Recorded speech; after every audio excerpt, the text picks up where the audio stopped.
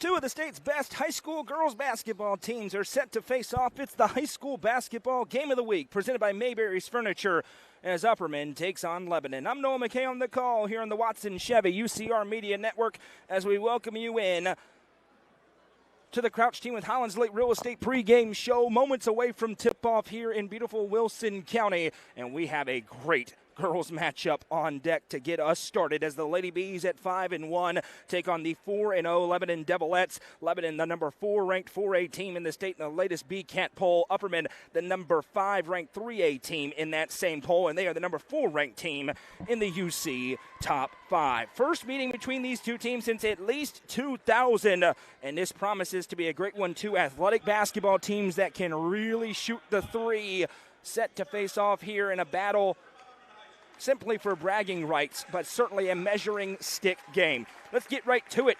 The Southwell Auto Clinic starting lineups tonight. First for the visiting Upperman Lady Bees under head coach Dana McWilliams. They start like this. Number 3, the sophomore point guard Cassie Crouch. Number 11, the junior guard Sadie South. Number 12, a senior guard Taylor Delente. Number 22, a senior guard Gracie Butler. And number 23, a senior forward Maggie Butler. Their opponents are the Lebanon Devilettes under head coach Corey Barrett with a record of 4 victories and 0 losses. Starting for the Devilettes tonight, number 0, Tiara Spencer. Number 10, Nylela Withrow Walker. Number 11, Carly Barrett. Number 24, E.B. McDonald. And number 35, Tremaria Neal. For Lebanon, they had a few days away, now returning after the Thanksgiving break. They knocked off Lipscomb Academy, who is now 7-1 on the season. It was a great win for Lebanon, 58-57 last week on this floor. Of course, it ended in controversy. A fight broke out on this floor, and a couple of Devilettes not playing tonight because of that. They also own wins over Brentwood, Loretto, and Cannon County. For the Lady Bees, they're having a great start to the season as well. A 48-25 dominant victory over Oakland their last time out. For them, they knocked off Brentwood, of course, to start the season. Their only loss against Mount Juliet in overtime just over a week ago. Let us know in the comments who you are, where you're watching from, who you're cheering for in this one. No shortage of stars both ways. As the Devilettes being introduced here in front of their home crowd. Two teams separated by a classification as Upperman continues to play all 4A competition with one exception where they face the reigning 1A runner-up Van Buren County Eaglettes in their second game of the season. Lebanon also battling some tough competition early. Two teams certainly with glasshouse aspirations, and this year 2 teams with state championship aspirations. Upperman in their road, black uniforms, black shorts, gold numbers and letters with white trim. Lebanon in their home, white uniforms, white shorts, blue numbers and letters with pink trim. I'm Noah McKay. The lovely Madison McKay is producing things for us. Upperman basketball is presented by Gentry's Power Equipment, and the game of the week presented by our friends at Mayberry's Furniture. Still great deals happening. Black Friday may have come and gone, but still sensational deals in both Crossville and in Cookeville at Mayberry's Furniture. We will have a doubleheader, the boys game to follow. That should be a lot of fun as well, as Coach Barrett gives some final words to his players. Gracie Butler awaits in the circle. She's the leading scorer, averaging over 17 a night for this Lady Bees team. Taylor Delente has roared to life. She had 16 points in the victory over Oakland. Maggie Butler, this team's leading rebounder, at over 8 a game. Tremaria Neal will be in the circle against Butler. I'm not sure what the wait is now. We're just waiting on thumbs up from the scorer's table. We get it. Our lead official walks the ball in. It's a beautiful Friday night in Wilson County. Let's get it on as Butler wins the tip back to Cassie Crouch, and we are underway here at Lebanon High School. Crouch works it right side, now picks up her dribble. They deny the ball to Delente. Instead gives back Gracie Butler. Butler back to Sadie South. Upperman did not shoot the ball well in the first half against Oakland. They're looking to put 4 good shooting quarters together. Feel like they haven't hit their ceiling yet, despite the 4-1 start to the campaign. Make it a 5-1 start. Left side, here's Delente. Inside, Butler wanted it. Nice shield and a tip out of play as Neal able to get a hand on it and swipe it out. Baseline inbound coming here for the Lady Bees. Just getting things started here this evening. Delente going to inbound over the top to Maggie Butler, who goes to work on the dribble. Gives back to Gracie. Gracie surveys, now flips back Maggie. Thought about the long one, instead puts the dribble down. Backdoor cut to Gracie, inside, off the glass, and good. Gracie Butler gets the game scoring started for Upperman after a 40-second possession, and Upperman is going to come in the full court press, which has worked wonders. Lebanon has dealt with presses nicely so far this year. Now a drive inside, blocked by Crouch, rebounded by Delenti, quickly ahead. 2-on-1 if they hurry for Gracie Butler. Ahead to Sadie South, finger roll, couldn't get it. Rebound down, still loose. Big collision out of play. It's going to go to Lebanon, and unfortunately one of the Devilettes a bit awkward. And I said big collision. I think it may have been more of just an awkward fall. There was some contact there, but coming down at a weird angle, and thankfully it looks like she's okay. That's Neal back onto her feet, but clearly feeling some effects there. Two teams that like to play a physical brand of basketball. We're a minute in, 2-0 Lady Bees. Here we go. Withrow Walker has it. Crouch stays with her stride for stride. She now has it top of the circle. Swings it over left wing side. This one grabbed by McDonald.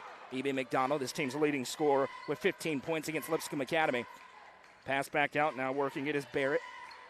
Barrett back over to Tiara Spencer.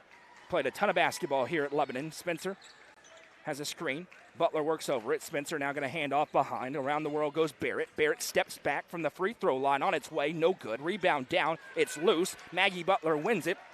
And now she'll send it ahead to Crouch. Crouch looking for Gracie Butler, but she was standing still, then had to accelerate, so a turnover. And Lebanon gets it back. 6:17 to go in the first. It's 2-0.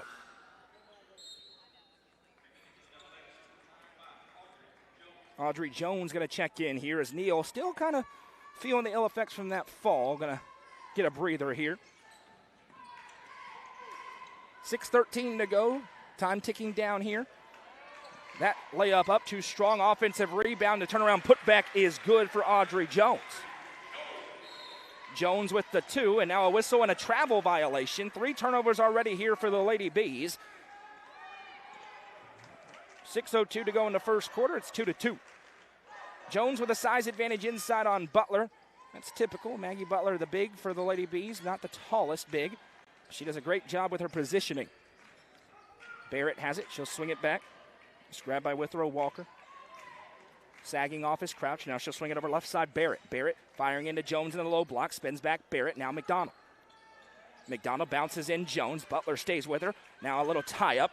Ball is loose. Still loose. Foot race. Gracie Butler lets it go, but they will give it to Lebanon. Butler thought it was going to be Lady B basketball. She could have grabbed it. Instead let it go. And a break for the Devilettes with 5:37 to go in the first quarter. Inbound comes here to Withrow Walker. She'll bounce it over to McDonald. McDonald back out. Jones swings it around right side. This one grabbed for Withrow Walker. It's back top of the key. Barrett, shot fake. Now picked up again by South. Withrow Walker starts to drive inside. Throws up the shot. Good defense. No good. Rebound punched out of play. It'll go to the Lady Bees. Last touch by Jones. Both teams playing really well on the defensive end here early in the first quarter.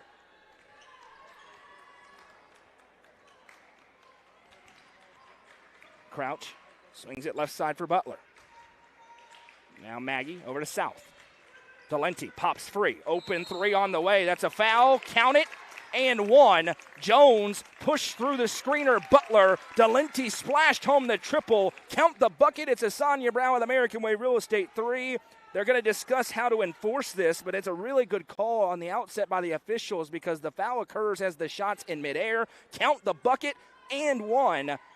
Opportunity here for the Lady Bees. No, it'll just be the basketball for the Lady Bees, which may be even better for them. Delenti got free off a couple of screens and cashed home the triple. Jones commits the personal, and now a 5-2 lead into basketball for Upperman. Good job by the officials to get together and make a good call. Crouch has it. Aggressive defense with Withrow Walker. We talked about the physicality to expect in this game. Now Butler drives. Maggie Butler blocked by Jones, having a great start besides that one foul off the bench. Quickly ahead, here's Tiara Spencer. Spencer steps into a triple. On its way, no. Rebound tipped out of play, and it'll go to the Lady Bees. No, it'll stay on this end with Lebanon. Again, Jones, with that long wingspan, has been an advantage, as McDonald was in there as well on that one.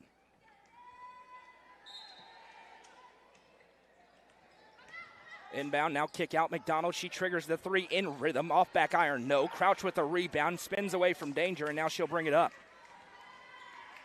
Here's Cassie Crouch, surveying the floor.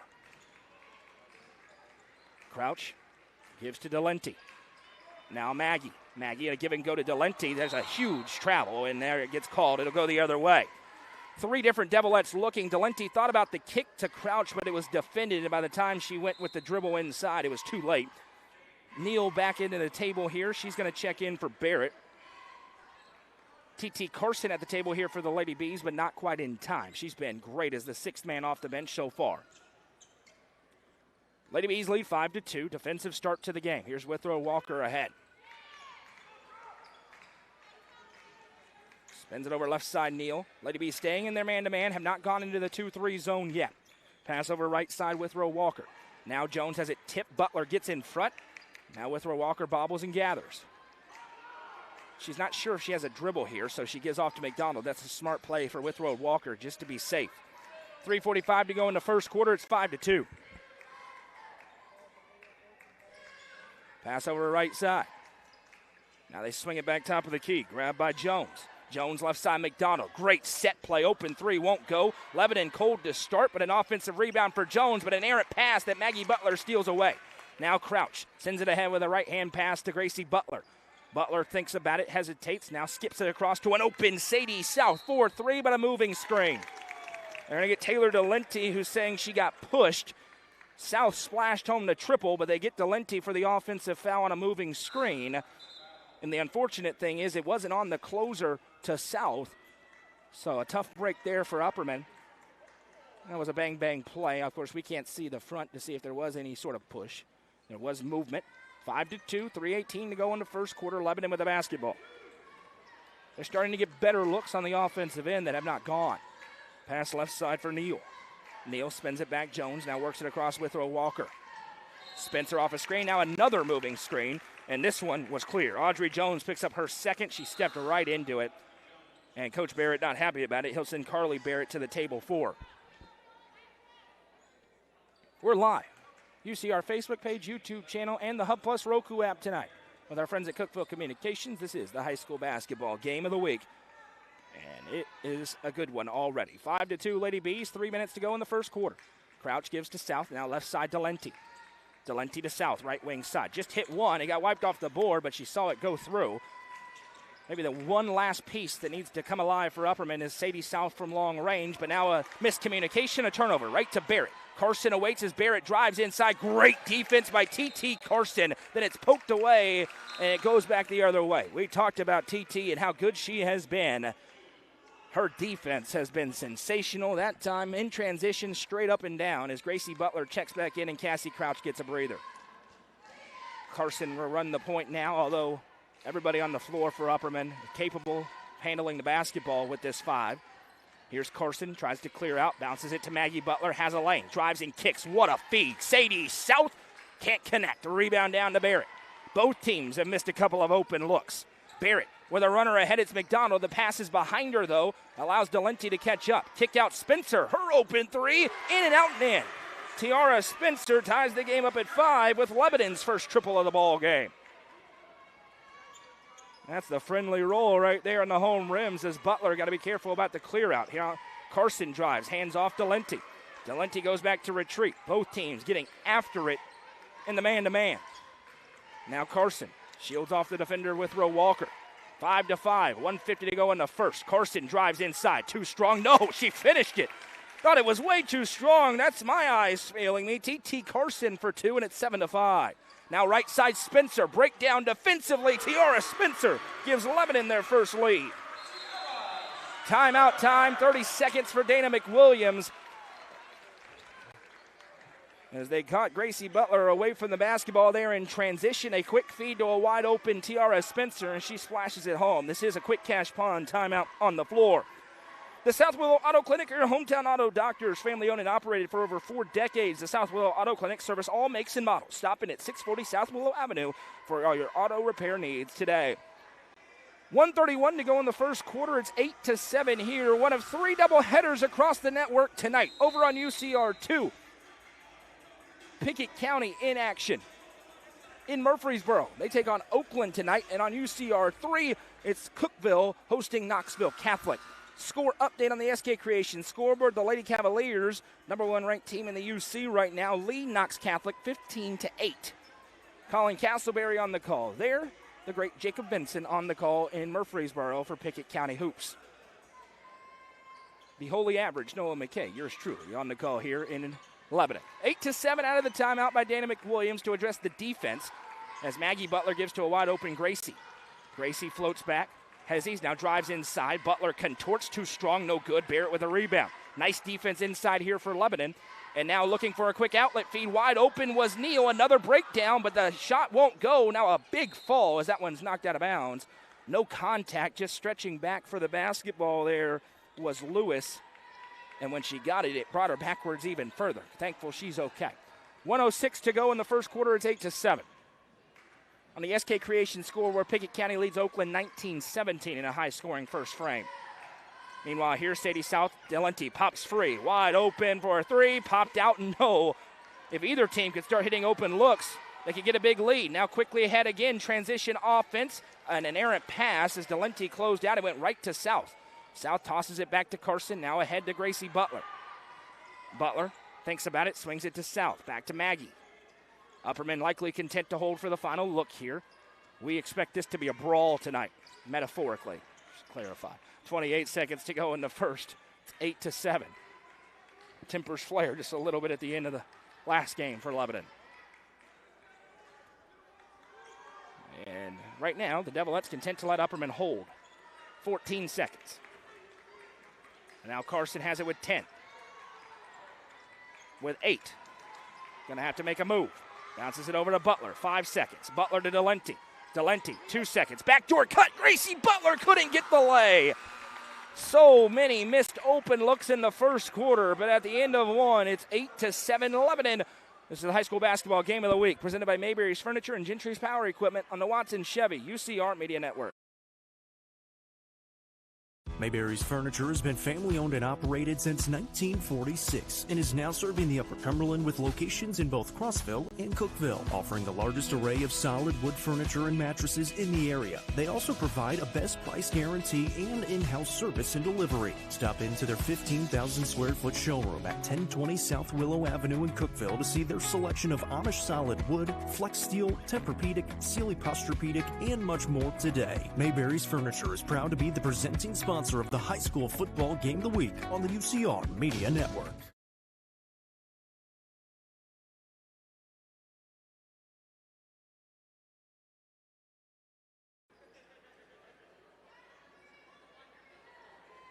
It's the high school basketball game of the week. Lebanon leads Upperman 8-7 at the end of the first quarter. Both teams missing a lot of open shots. Upperman with a great look at the buzzer that didn't go. But as we expected, this one should be tight throughout. Lebanon basketball as we get back to action. They're working right to left on your screen.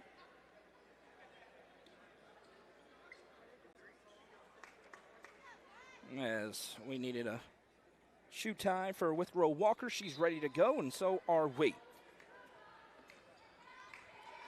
6 points for Tiara Spencer. Back-to-back triples. That leads all scores. She's working off a screen, now has it right side, now being shadowed by Gracie Butler. Off a McDonald screen, step back, quick trigger, popped out, no, another fight for a rebound and a foul. Could get a couple of different Devilettes on this one. It will go against Lebanon. And they are going to go with 35, Neal. Both Neal and Barrett had a hand of Butler and Delenti, respectively. Little assist here from one of the youngsters. Gets the ball back in. Both teams got to feel okay about where they are. It's almost a battle of who's going to start making their looks first. Looking back door, Crouch, a little bit of a hesitation, and it ends up being intercepted. 4th turnover for the Lady Bees so far by my count. Now ahead, here's Spencer. Swings it over to Withrow Walker. She works it behind the arc now, retreating. 7:25 to go in the first half. It's 8-7. Fires over to Neal. That pass tipped up in the air a couple of times by Maggie Butler, wrestled back and won by McDonald. Now she has it. McDonald working on Delenti. Spins towards the baseline, steps, throws the shot up. No, great defense as it's tipped out of play, and it goes to Upperman. Taylor Delenti with some lockdown defense there. That's a fun matchup between her and McDonald. It got real. McDonald lost the headband. 7 minutes to go in the second quarter. It's 8-7 still. Nobody scored in this frame. Here's South. Crouch has it. Now Maggie Butler, top of the circle. Swings it left side. It's a tip pass. Delenti tries to gather. Now she has it. McDonald there with her. Now the matchup's on the other side. South, open. Fires away. Pops out, no. Another good look for the Lady Bees. Not going. Typically a shooter's gym. Not so far. Here's Barrett. Is that the one? Nope. Neither team can buy one as Neal can't gather the board, and it goes back to Upperman again. Well, I said this on Tuesday, and it held true. If you like offense, may I recommend our boys' game to come. Ty Cobb's going to score some points. That'll be a fun one. If you like defense, about the next hour, we got you taken care of. Here's Cassie Crouch with it. Sends it ahead to Maggie Butler. Maggie hands to Gracie. She thought about it. We'll put it on the hardwood instead. Now back to Maggie. She can shoot it, but instead bobbles, so gathers, drives in, big collision, and a charge. It's just the second foul of the game against the Lady Bees. 3 have been called on Lebanon as Maggie Butler called for the charge, and it'll go the other way. Still, nobody has scored as Jones checks back in here in the second quarter. Withrow Walker against Crouch's press. Tries to cross her over. The sophomore stays put. Set play begins. Neal, left wing side. Off a screen, Jones. Swings it right side, Withrow Walker. A lot of bodies in the interior. Withrow Walker now on the hardwood. Drives, has it swiped by Crouch. South dives on the floor. Sends it to Carson. Carson from behind being pressured. Crosses over, bobbles, possesses. Kicks to Crouch. This is her spot. Corner 3, too strong. Another missed look. Rebound down to Jones. Nobody has scored in the second quarter.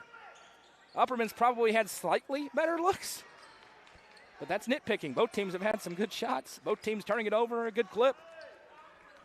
This one's turning into a slog. 5:25 to go in the second. Withrow Walker. Now Spencer tries to clear out on Butler.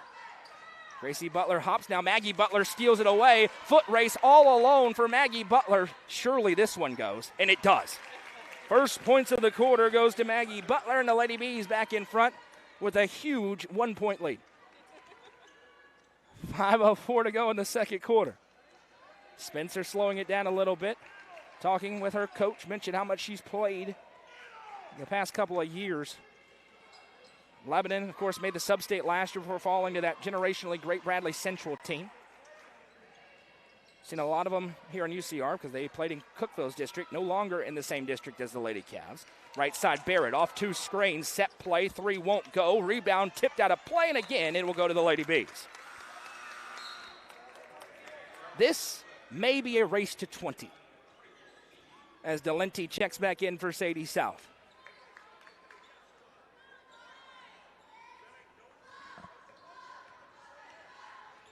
Oakland and Pickett County girls tied up at 21 on the SK Creation scoreboard. Delenti gets free off 2 screens. That's her shot, and again, it won't go. Now Carson flies in, gets the tie up. Strong play by TT Carson, and the arrow belongs to Upperman. Nearly an offensive rebound, essentially is for the Lady Bees. Delenti to inbound. Going to go over the top to Gracie Butler. When they need a bucket, typically it's this. Gracie Butler with the basketball. She sends back to Carson. Now Maggie. She'll line up the triple. Nope. Rebound down the other way. Nobody can make a shot. McDonald sends it ahead. Left side, Barrett. She jumps into a 3. That one won't go. Long rebound, has a second chance. Back to McDonald. Now they'll swing it back with Withrow Walker. Past the midway point of the quarter, Lebanon has not scored in the frame. Upperman has scored once, and it's timeout time for Corey Barrett. A quick cash pawn, timeout on the floor. Well, you schedule this team to play the best, and right now is the defenses getting it done, but it does feel a bit like we're just waiting for it to break open, for somebody to make a shot and get an offense rolling. The Thompson Machinery and the Cat Rental Store, your one-stop shop for all your dirt machinery and aerial equipment needs. Located at their new facility at 4314 Academy Road in Cookville. They're a Caterpillar dealer who rents, sells, service, and provide parts. For rental needs, call Lane at 931-267-6380. And to buy, call Lucas at 931-979-5050. We will have basketball tomorrow night one standalone game. Livingston Academy Lady Wildcats open up their home slate. A really fun one against Macon County. The great Craig Cantrell on the play-by-play headset tomorrow in Hogeye Country. Meanwhile here, 3:53 to go in the second quarter. It's 9-8. The bad news for Lebanon, they haven't scored in the frame. The good news is it's a 2-0 run for Upperman. Here's Withrow Walker with the basketball. Sends it over right side for Barrett. Barrett swings it over to the wing. Now into the corner, McDonald trying to post up. That one kicked by Delenti. They were looking to get the post up in on Audrey Jones, although Maggie Butler did have good position basket side.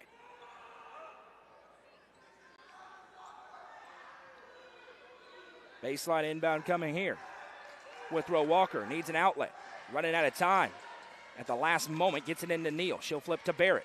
Barrett bounces it, intercepted. Gracie Butler with the steal, and now Gracie in transition missed the layup. Carson gets the rebound, and then it's swiped away from her from Withrow Walker. Now Upperman slow getting back in transition. Withrow Walker, nice hezzy, and she puts it in for two. Big swing in the quarter there. Easy shot, doesn't go on one end. Withrow Walker with a nice hezzy and lay on the other. Here's Carson, hands to South. 10-9, Lebanon's lead. Now Delenti back to Butler. Butler over to Carson. Carson one-on-one, drives in. TT Carson, short arm, no good. Missed it short side. Rebound down, Withrow Walker again. Lebanon trying to pick up the pace. Drive and kick, that one finds McDonald. Now Barrett, she's a great shooter. Can't get it to go yet. Rebound wrestled away by Maggie Butler. Now Maggie Butler trying to force the issue. She goes coast, now shoves Barrett away. No call, missed the lay-in. Hands off to Delenti. Her lay won't go. Another rebound, Maggie. Back to an open Sadie South. Gives to an open Gracie Butler, whose three won't go. And Upperman can't buy one right now. Now an outlet feed ahead. Barrett able to keep her foot down as she spins. Big foul as Gracie Butler gets her money's worth. Collisions on both ends. And two free throws coming here for Lebanon with 2:29 to go in the second. Upperman just slightly lost their focus a little bit the last 2 minutes on the offensive end. When it's not going, it's just they've had a couple opportunities for really easy shots that they haven't even taken. They've clanked some off the backboard very uncharacteristically as Barrett's first free throw is no good.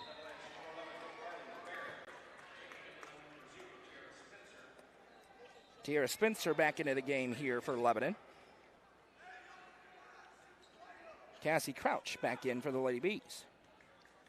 Barrett to try and give Lebanon their largest lead, which would be 2, and she does as she hits the second. Carly Barrett with her first points. Now here's Crouch, 11-9. Upperman with just 2 points in the quarter. Maggie Butler right side South. Now Delenti wide open, thought about it. Now she will shoot the three, can't hit. And you're seeing now Upperman doubting themselves. That's a no-doubter shot for Taylor Delenti, but because they're not going, hesitated before taking the three. 2 minutes to go in the quarter. 11-9, left side Spencer. Blocked, Carson with a block, but they'll get her into the landing area for Carson. And they call a push. And Dana McWilliams says that's after the shot. I doubt the official will agree with her. No, they will call it after the shot. Well, he did agree with her. Why not? And I agree, that was the good call because it was a clean block and then the push after, they say. 13 foul against the Lady Bees. Basketball for Lebanon with a 2-point advantage. Here's Withrow Walker. Spins it right side for Spencer. She has a couple of triples so far. Only player really to get it going from long range. Now Butler with an opportunity, and she'll just get the tie up in there as she grabs the basketball, and the arrow stays with Lebanon. And Neal with a smile on her face. That time, that was a quick thinking play for Maggie Butler. Stick around during the Happy Hiller halftime show. I don't know how this is going to go. Austin McWilliams and Lebanon head coach Jim McDowell will both be on the headset. This was not my idea. We'll see. Baseline inbound coming here for Lebanon. Withrow Walker at the last moment, able to get it into Spencer. 1:40 to play in a very, very low-scoring first half. Spencer has a lane from way downtown, missed it wide right, and now a hold as Neal got a hook in on Butler. That'll be the second on Neal. So just 4 fouls called against Lebanon, but 2 were against Jones and 2 were against Neal. as she will now get a breather. Checking in is Lewis. And Neal is frustrated on her way to the sideline.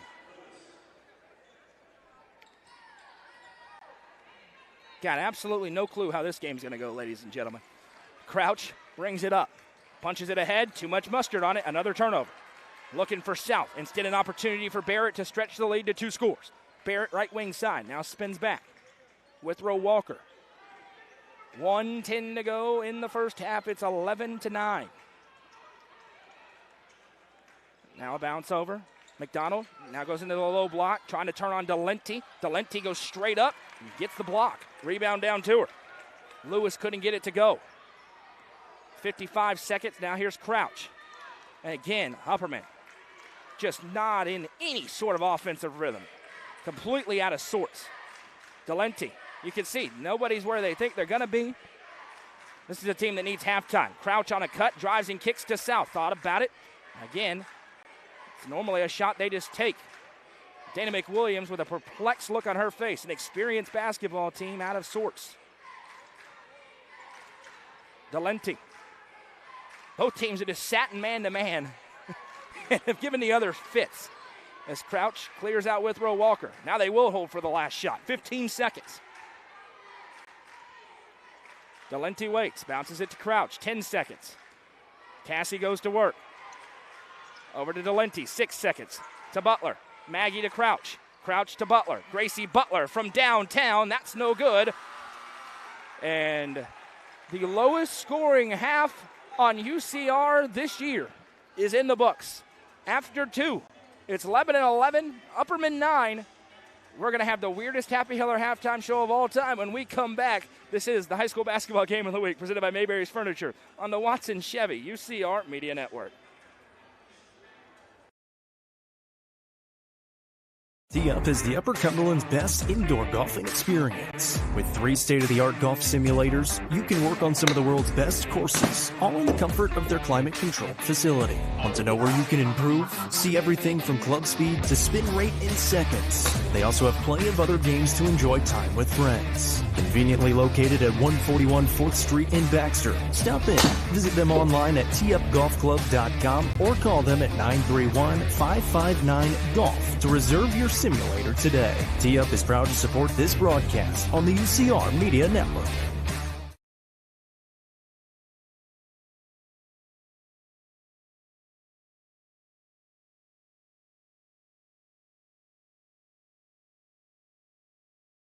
Livingston Regional Hospital is Livingston's hometown hospital. Located at 315 Oak Street, Livingston Regional Hospital provides compassionate quality care for all patients from local people you can trust, so you can count on them to treat you like family. Their excellent staff offers years of experience and training to meet the needs of all patients. They understand the importance of providing care in a professional and comforting manner. They're proud to partner with Livingston Academy Athletics through the LRH Sports Medicine Team. Livingston Regional Hospital is a proud sponsor of this broadcast on the UCR Media Network.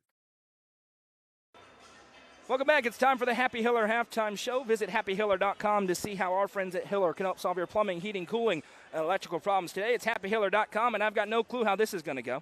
This is a first, as we're joined by Upperman assistant Austin McWilliams and Lebanon head boys basketball coach Jim McDowell. These two teams are going to face off next, and I promise you it will not be 11-9 at halftime of that game. So first off, gentlemen, talk to me about this relationship. This was not my idea. This was Austin's, and I know you spent a lot of time here for a couple of years, Austin. So talk to me about the relationship between you two here. Yeah, of course. Obviously, I was here for 2 years with Coach McDowell, and I'm forever grateful for my experience here at Lebanon. I got to learn a lot about a lot of good things here, and obviously I've seen a lot of basketball in my life and a lot of different ways to do things, run a program, etc.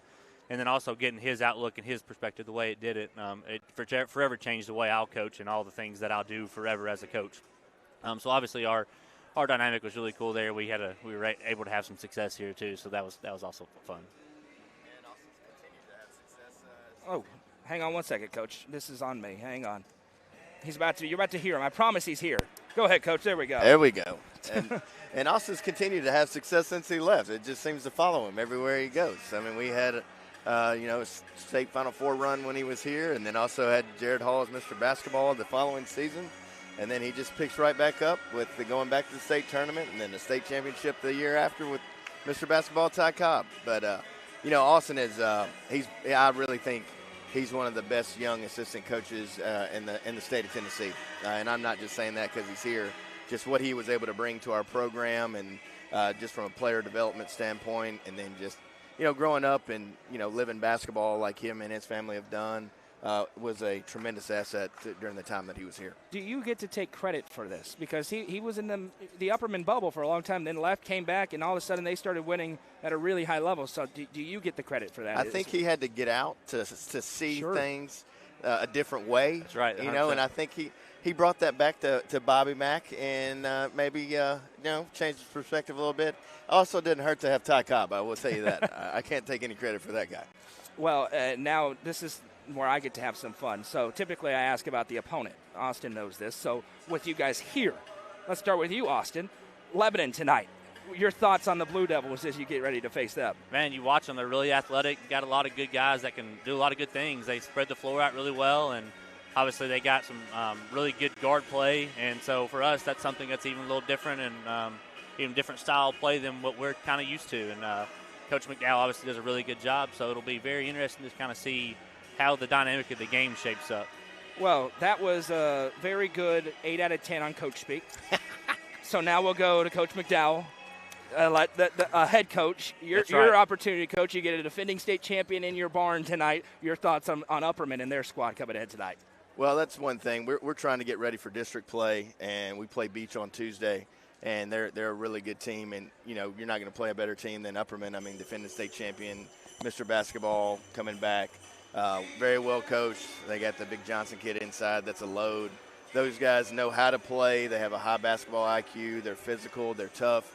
And they're well coached, and they expect to win. I mean, they win. They've coming off a state championship, obviously, and they have arguably one of the best players in the state that can go and get a basket anytime that they need one. So we'll definitely have our hands full. I think our guys will be excited for the challenge tonight, get to play at home on a Friday night in front of a good crowd. And, I think there's a lot of mutual respect there between the programs. We've scrimmaged each other the last few years and have a really good relationship with both Bobby and Dana. And so Coach Barrett does as well. I mean, so I really think that tonight's a game that will be good measuring stick for us, and hopefully we can hang in there and keep it close. Yeah, and last one for you, Austin. A more serious question. You guys have a couple of more games, and then Florida, Bristol, which is a great field, and then district play. But the two tournaments are a little bit different because of the tournament style. How important is it for you guys to kind of catch this rhythm? You certainly started to find it against Oakland and start to play a consistent brand of basketball, knowing you're going to have 2 weeks off of different sort of basketball, and then you're in against the Stone Memorials and White Counties of the world. Yeah, for sure. Obviously, we've kind of gotten a little bit more used to that here the last couple of years with a lot of football guys. We always kind of know in November, early December, we're not typically near as good as we had hoped to be or are in February. So obviously getting to spend time together in Disney is always a really good thing for our teams. And then obviously the challenge of going into Bristol and playing the teams that are there. You get a state semifinal rematch, game 1. So that's definitely going to be a good time for us to try to hopefully continue to build on, even from Tuesday night playing pretty well and getting towards, ready to play a Stone Memorial. If Tuesday was pretty well, I don't want to see good. Well, that is Austin McWilliams, and that is Jim McDowell, Lebanon, great friends to us here at UCR. They're a little bit out of our coverage area, but every time we come in, Coach, we appreciate you making us welcome. The worst thing about Cookeville getting out of our league was losing Upper Cumberland Reporter. I'll just say that. We appreciate that. There you go. Thanks, guys. This was fun. Hey, and nobody's going to get fired after this. So That's thank right. God for that. We'll be back with second half action here. Don't go anywhere. Thanks, guys.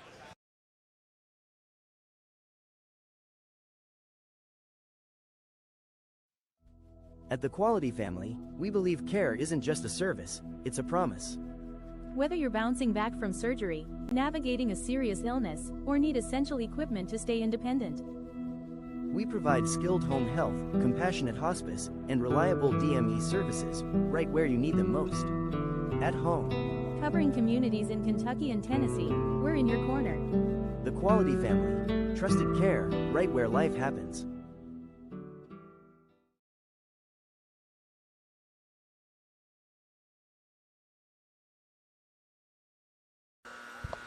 Welcome back. That was a fun halftime show. It went better than anybody could have imagined it going. Thanks to Austin McWilliams and Lebanon head coach Jim McDowell.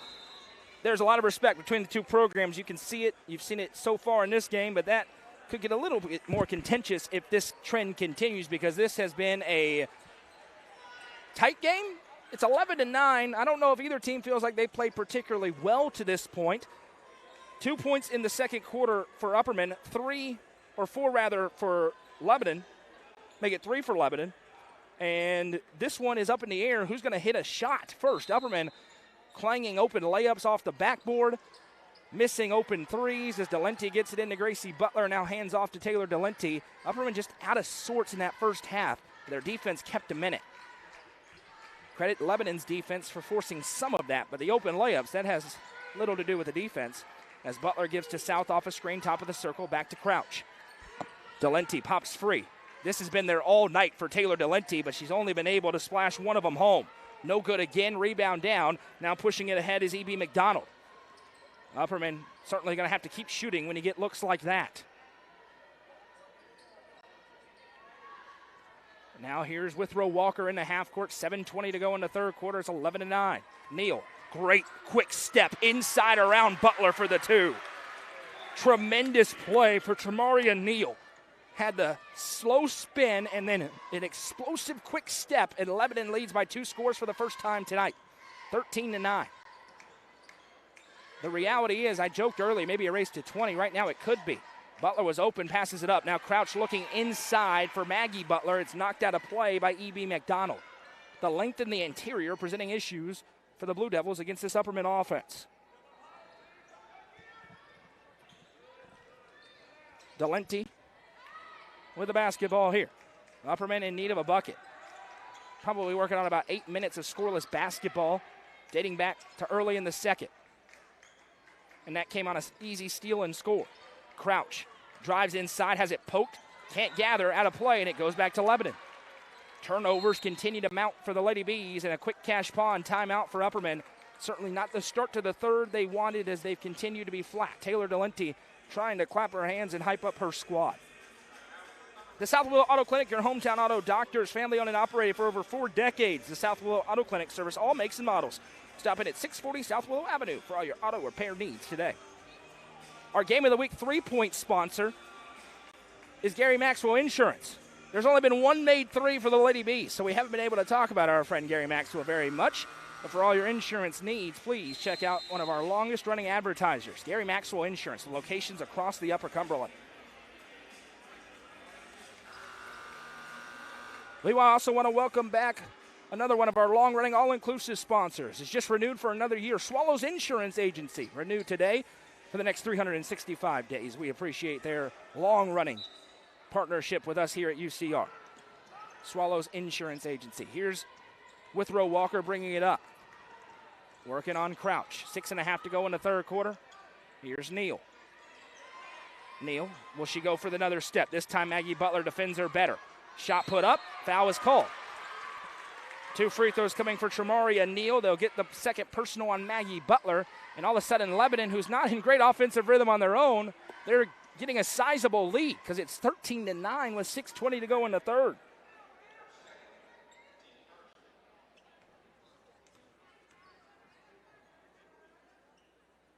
First one connects through. Neal now with 3 points in the quarter, and it feels like a 15-point lead in a game like this. Neal's second one no good. Delente runs the rebound down. Upperman needs a bucket, but another errant pass. It's tipped. Maggie Butler comes away. Just all out of sorts. On the SK Creation scoreboard, Cookville's lead over Knox Catholic cut down to 28-24 at halftime as Delente works it back to South. Crouch. 32-27, Pickett County over Oakland in a normal score. Butler drives inside. Gracie Butler, big collision and a charge. Getting there was Neal, and now mentioned she was frustrated earlier. Now she's starting to feel it as Gracie Butler picks up the personal. That's her second. Oh, it was a huge show of emotion for Neal. 14-9 the score. That one was an easy call. Butler went in. Neal was there in plenty of time. Upperman trying to deploy a full court press. 5-point lead for Lebanon. Nice feet ahead. Barrett slowed down by Delenti. Now she bounces back, looking for McDonald. McDonald back to Withrow Walker. 5:43. Upperman has not scored in the quarter, and they have gone over 10 minutes of game time without a point. Unbelievable that they're only down 5 with that stat. Barrett thought about it. Instead gives to Spencer. She'll think about it as well. Now Carson loses her footing, gets back up. Barrett with it, top of the circle. Left side Withrow Walker. The score is not a joke. It is 14-9. Right side Spencer. As the ability for this broadcaster to describe defense is coming to its end. That three won't go. Spencer couldn't get it in bounds. It goes out of play as she fought with Delenti, so possession back to Upperman. Although I must be honest with you, the defenses have been good. These teams are missing so many open shots. Withrow Walker called for a reach in. That's the team's first, her first.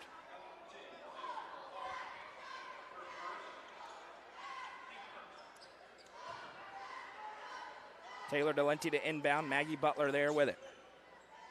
Maggie waits for Carson, who comes and gathers at that center court Blue Devil logo. We are 3 minutes, 10 seconds into the quarter. Now Spencer steals the pass from Carson. Carson tries to get back, and a foul will be called for a block and 2 free throws for Tiara Spencer. Upperman, lackadaisical with the basketball tonight. This is simply not the same team we have seen the first 6 games of the season. But the game far from over. Spencer makes the first to stretch the lead to 6. Crouch checking in here for Carson. They really haven't been able to get the ball inside the 3-point arc this quarter. Spencer goes 2 for 2, and Lebanon slowly but surely separating now, up by 7. They're about to have doubled up Upperman with 16 total points. Crouch sends right side Delenti. Backdoor cut to South, who puts it in, and it did fall through. Great feed. Sadie South breaks the scoreless drought. Upperman in double figures now, 16-11 with 4:25 to go. Now the pressure ratchets up. Neal fires pass, intercepted by Maggie Butler. She saves it in. Lady Bees upping the intensity. Did that made layup wake them up? Gracie Butler walks to the top of the circle, left side Maggie. Nope, now a lot of non-movement again. Right side South, back to Crouch. There they go. Delenti tosses over, looking back door to Crouch. Cassie Crouch with a finger roll lay. 4 straight for the Lady Bees, back within 3. Here's Withrow Walker trying to go quickly. Finally, a basketball game has begun in Wilson County. Right side Spencer. Finds McDonald, swings it over Withrow Walker. The point guard tonight sends left side Spencer. Upperman is in their 2-3 zone. McDonald, great flash to the free throw line and hits the shot. Nice play for E.B. McDonald. And now a steal for Withrow Walker. Back to McDonald for 3, and it's good. Huge 5-point swing, and it's timeout time for Upperman. Neither team has been able to find any momentum. Then Lebanon finds it with a steal in the 3. 5 straight for McDonald leads to a full quick cash pawn timeout on the floor. We will step aside on the Watson Chevy UCR Media Network. Watson Chevrolet is proud to present the area's best selection of new and pre-owned cars, trucks, and SUVs. Watson Chevy's staff of experts are ready to get you into your next vehicle with unmatched service and knowledge. Stop in at 2350 Cookeville Highway and get your vehicle serviced by their highly trained professionals. Right now, you can save money on oil changes, regular maintenance, and battery installation. And remember, don't buy till you see Jason Fye. Watson Chevy is proud to be the presenting sponsor of the UCR Media Network. The high school basketball game of the week is presented by Mayberry's Furniture. 21-13, Lebanon with the lead. Upperman had cut it to 3. E.B. McDonald got a nice mid-range jumper. A quick steal for Withrow Walker, and then a kick right to McDonald again. Hit the right wing 3, and now they have their largest lead of the game at 21-13. It had been tough to watch both ways for a large chunk of the game, but right now both teams have started to wake up. The question is is Lebanon getting some separation as they try to get to 5-0 on the campaign. The number 4 ranked 4A team in the state of Tennessee in the BCAP poll. Upperman number 5 in 3A. Pass in, dangerous. Gracie Butler had it tipped by Spencer out of play. It'll stay with the Lady Bees. The turnovers, in addition to the missed open shots, have been the difference. Delente inbounds to Gracie Butler. Accelerates baseline, puts up the shot, and good. Gracie Butler, this team's leading scorer, with just her second field goal of the game. Upperman back within 6. Withrow Walker wastes no time, fires it across. It's swiped out of play by Crouch. That has been clearly an MO for Lebanon. Every made shot, they've got it and run quickly before the Upperman defense can get set up. Thank you to whoever turned on the fan above us. Inbounds, tipped by Delente out of play. It'll stay on this end with Lebanon. We're looking for McDonald. Taylor Delente playing her tail off right now in what has been a slow-paced game where it can be easy to lack some focus at times. Inbound here with Roe Walker. Tries to drive, now kicks back to Spencer from the volleyball line. Now back to Walker. 2:50 to go in the third quarter. Lebanon leads by 6. Neal tries to drive on Butler. Maggie stays straight up. Shot up, no good. Rebound down. Maggie Butler with a board. 6-point game. Upperman with a basketball down. Here's Delente now, sensing an opportunity. Now slams the break, swings it over for Cassie Crouch. Crouch, left side Butler. Gracie to Maggie. Open. Maggie sends right side south, able to shield off to the defender. Now out to Delente. Back to Maggie. She's open. This time we'll line up the 3. Can't hit. Rebound down Barrett. Nice box out by Spencer. Delente tried to get a tie-up. Couldn't. Now Barrett's out and running in transition. Barrett slams the brakes. Thought about the 3. She's got the range. Instead, McDonald has it. A chance for Lebanon up 6 to extend their lead. 2:07 to go in the frame. Withrow Walker sends over to Carly Barrett. Barrett off a screen. Now to Neal. Neal jump-started this quarter for him with 3 points early on. 1:50 to go and counting in the third. 21-15. Spencer with it. Spencer off a screen. Butler fights over. Now McDonald for 3. Got the roll. Hit the front of the rim, the backboard and down, and a foul will be called here. Are they going to get it on Maggie Butler as they fought for the rebound? This would be a huge call. They do. Maggie Butler called for the personal. That is her third personal foul. And now an opportunity for Lebanon as they see their lead at 9 after the 3 with the basketball. We've seen a couple of those so far called each way in this game. A lot of times they let it go. Not tonight. If it's a foul, it's a foul. McDonald brings it left elbow side. Now back out with Roe Walker. 90 seconds to go in the third quarter. It's 24-15. We got a boys game upcoming. Mr. Basketball in the building.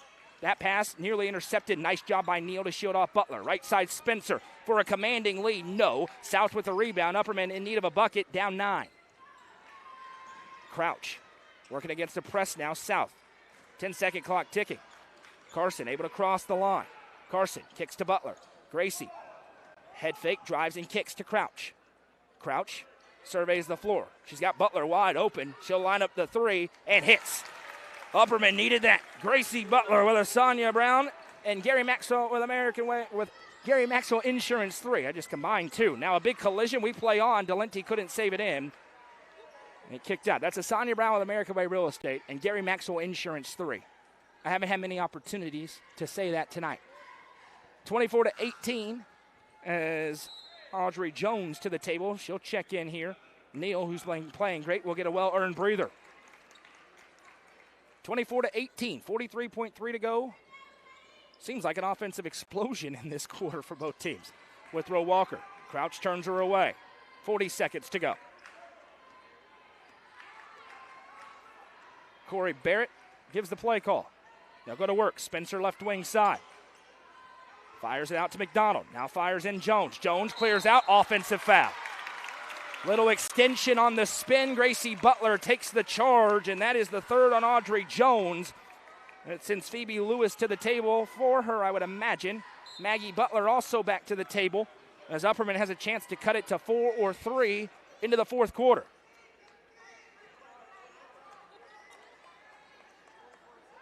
The vibes are really good in the gym. It's been a fun, hard-fought game, but it's a non-district game, and I think it's two teams that know the other is very good, and they're just going at it right now. In that way, it's been fun to watch. And others, maybe not so much. South right side, 8 seconds. Back to Delenti. Now Crouch, 5 seconds. Crouch to Maggie Butler. Kicks out Delenti. Open three. No good. Another good look for the Lady Bees. Doesn't fall. The story of the game. We head to the fourth. It's Lebanon 24, Upperman 18. High school basketball game of the week presented by Mayberry's Furniture, Gentry's Power Equipment, on the Watson Chevy UCR Media Network.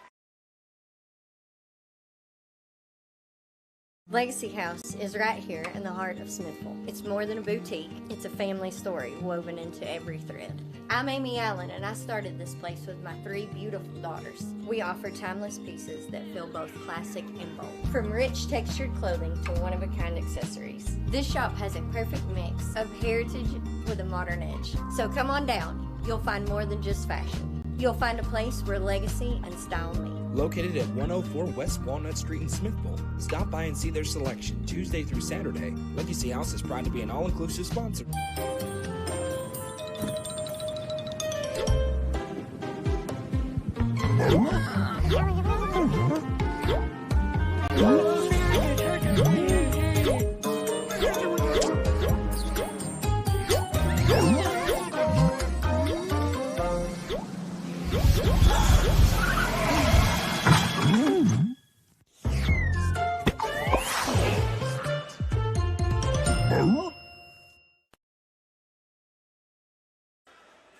Lebanon with a 24-18 lead as we head into the fourth quarter here in game 1 of 2 tonight in Wilson County. It's Devilettes basketball. These two teams shooting a combined 2% from the field. That's a made-up number by me, but it feels accurate. Neal has it top of the circle, swings it over to Barrett from the left way. Barrett off a screen. South closes quickly, gives to Spencer. Lebanon led by as many as 9. A 3 for Gracie Butler, cut it to 6. Taylor Delenti had a great look at the buzzer that did not fall. Left side, McDonald hands off to Barrett. Spencer with it. Swings it right side. This is why you play this game. You want a tight fourth quarter. Test yourselves. Neal drives. That's a travel. Was denied the step. She got, on the first play of the second half, she caught Maggie a little bit shading inside, hit her with a quick jab to the outside and got an easy lay-in. Maggie Butler, the senior, has done a great job adjusting to that since that moment and denying that entry.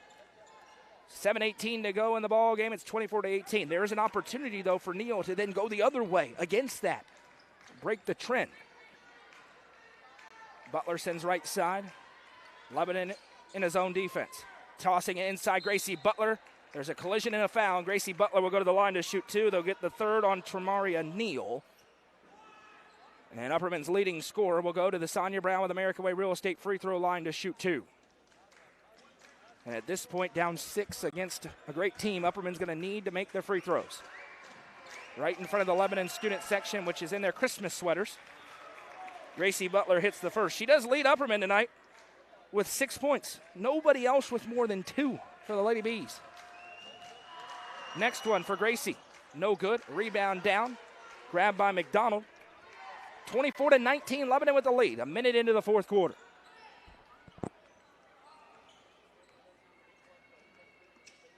Withrow Walker sends left side to Spencer. That pass was tipped by Butler out of play. It stays on this end.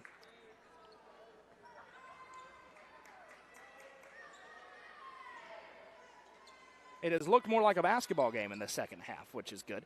Inbounds thrown in to Spencer. Got free for 3. There's a big collision and a foul. Count it. Gracie Butler tried to work through 4 screeners. Got up high, and Spencer splashed home the triple. Gracie Butler going to be called for her third personal, and it will be an inbound now with an 8-point lead for Lebanon. Second time we've seen that sort of play tonight. That's a great play designed by Corey Barrett. 4 screeners just making a soccer wall, essentially. Now turning inside, Neal throws up the right-hand shot. No. Rebound tipped in the air, fought for. Maggie Butler has it, but she falls to the ground and is called for a travel. Stays with Lebanon. Frustration mounting for the Lady Bees. 6:37 to go in the ball game. Maggie wanted a foul, didn't get it. Fell down, which is a travel. Spencer inbounds here with Withrow Walker. She sends back McDonald. Quick trigger 3, good. Nothing but nylon, and now you see Lebanon has found their mojo. Upperman has not been able to find theirs. It's 30-19 with 6:25 to go in the game. Both these teams capable of those quick bursts. Lebanon is in one right now with the momentum and the rhythm. They had both been searching for it. On the SK Creation scoreboard, Cookeville leads Knox Catholic 49-42 in the second half. Crouch with it. Sends right side to Butler. Nobody moving for the Lady Bees and an offensive foul. Crouch pushed off on Withrow Walker, who also sold it a little bit. That'll be the first on Cassie Crouch. And Lebanon's closing in on being able to put this one away at this point, up 30-19. TT Carson checking in. Withrow Walker here as Upperman looks to deploy a little bit of pressure. Here's Carson. Upperman wants a moving screen. They won't get one. Instead, Withrow Walker fires ahead to McDonald. Now pass over right side Spencer. Spencer skip pass to Barrett. Barrett to Withrow Walker. 5:47 to go in the ball game. 11-point Devilettes lead. Off a screen, Spencer. Now works away from a Neal screen. Butler stays in front. Spencer tries to hook her. Should be an offensive, and it is. Hooked around the outside. Tiara Spencer with the personal. It's a good job by the official to see it. Corey Barrett not happy with the call. But it is that clear out behind. Butler had position. 5.5 to go. 11-point Lebanon lead. Upperman's offense completely stagnant right now. Handoff Gracie Butler. She traveled. Shuffle the feet. It'll go the other way. And very rapidly becoming evident that it is one of those nights for Upperman. They can't do anything right now. Inbound here, McDonald. Turns, it's punched from behind, but a foul will be called. If it's on Gracie Butler, it's her fourth. And it is. The fourth on Gracie Butler. Bella Fi's at the table. Wonder if she may check in for her. She will. Fi can shoot the lights out, and Upperman's going to need that here if they want any chance at a huge comeback in the fourth quarter. Withrow Walker has it. She's trapped. Fi swipes out of play. They'll stay on this end with Lebanon, but first there was a timeout called by Corey Barrett before it went out of play. A quick cash pawn. Timeout on the floor. We'll see if it's a 30 or a full. 30-second timeout called by Lebanon. Thompson Machinery in the Cat Rental Store, your one-stop shop for all your dirt machinery and aerial equipment needs, located at their new facility at 4314 Academy Road in Cookeville. They're a Caterpillar dealer who rent, sell, service, and provide parts. For rental needs, call Lane at 931-267-6380. And to buy, call Lucas at 931-979-5050. 5:19 to play in regulation. 30-19 the score. Lebanon with the lead. Upperman's gone cold again, just 1 point in the quarter. It's 2 threes in the frame for the Devilettes. Tiara Spencer and E.B. McDonald have splashed them home. It'll be their basketball. Inbounding from the sideline.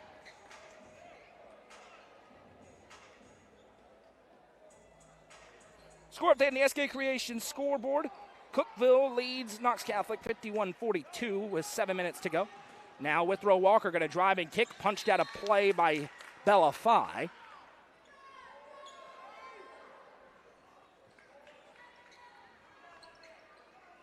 Baseline inbound coming here for the Devilettes.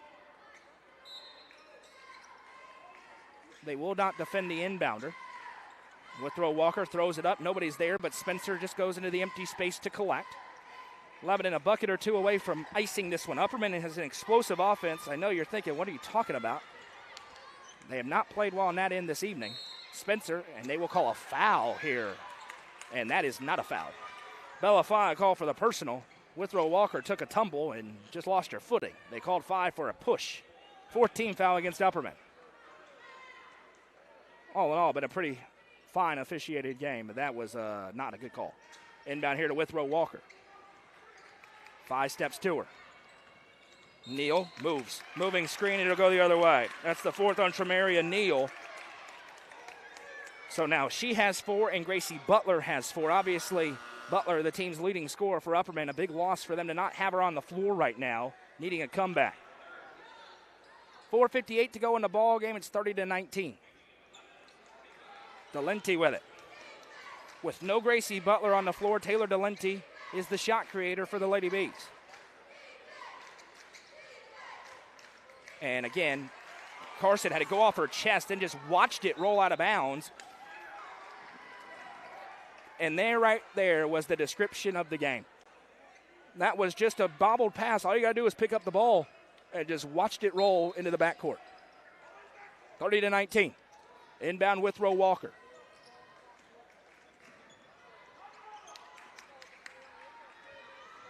Handoff pass here to Barrett.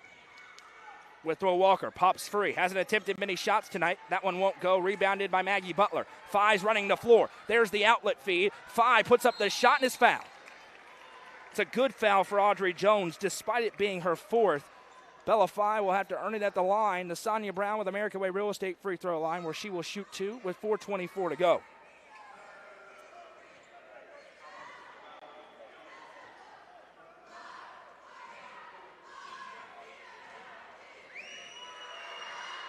First one for Fi is good.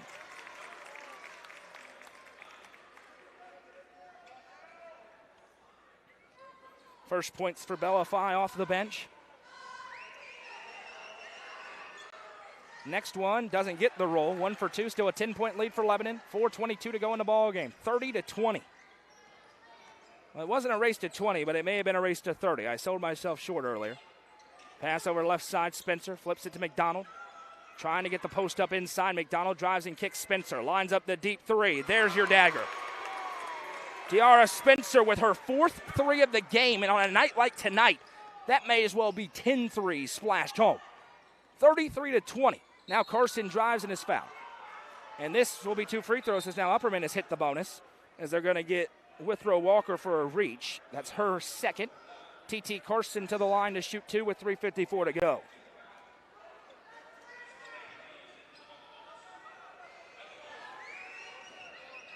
First one for Carson. No clue how that one went through, but it bounced around and did fall through for TT. She has 3 points tonight. Next one for Carson. Connects 2 for 2 at the line. Upperman back with an 11, 3:54 to play, and now it's full court press time. Barrett has it. Here comes the trap, tosses it ahead. There's a bump. Loses handle, stolen away by South. Now Delenti going to drive inside. Delenti puts it up. Good, counted and one. Taylor Delenti with the finish off the steal. Barrett called for her first. Upperman within 9, and Delenti can make it 8. At the Sonia Brown with American Way Real Estate free throw line. The senior 1,000-plus point scorer flies it away. Can't hit. And a foul, or is it a lane violation? Lane violation is the call. Either way, the free throw was no good. Lebanon basketball here, up 33-24, 3:46 to go. Now again in the corner, Withrow Walker tries to work around, and that'll be a foul for a block on South. So they get Sadie South with her first personal, and this will be 2 free throws on the other side for Nalia Withrow Walker. She has 2 points so far. Her first trip to the stripe upcoming here with 3:41 to go.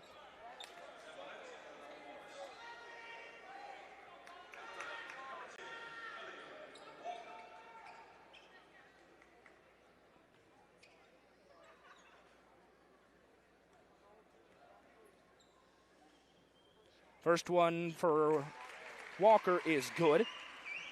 Back to a double-digit lead for the Devilettes.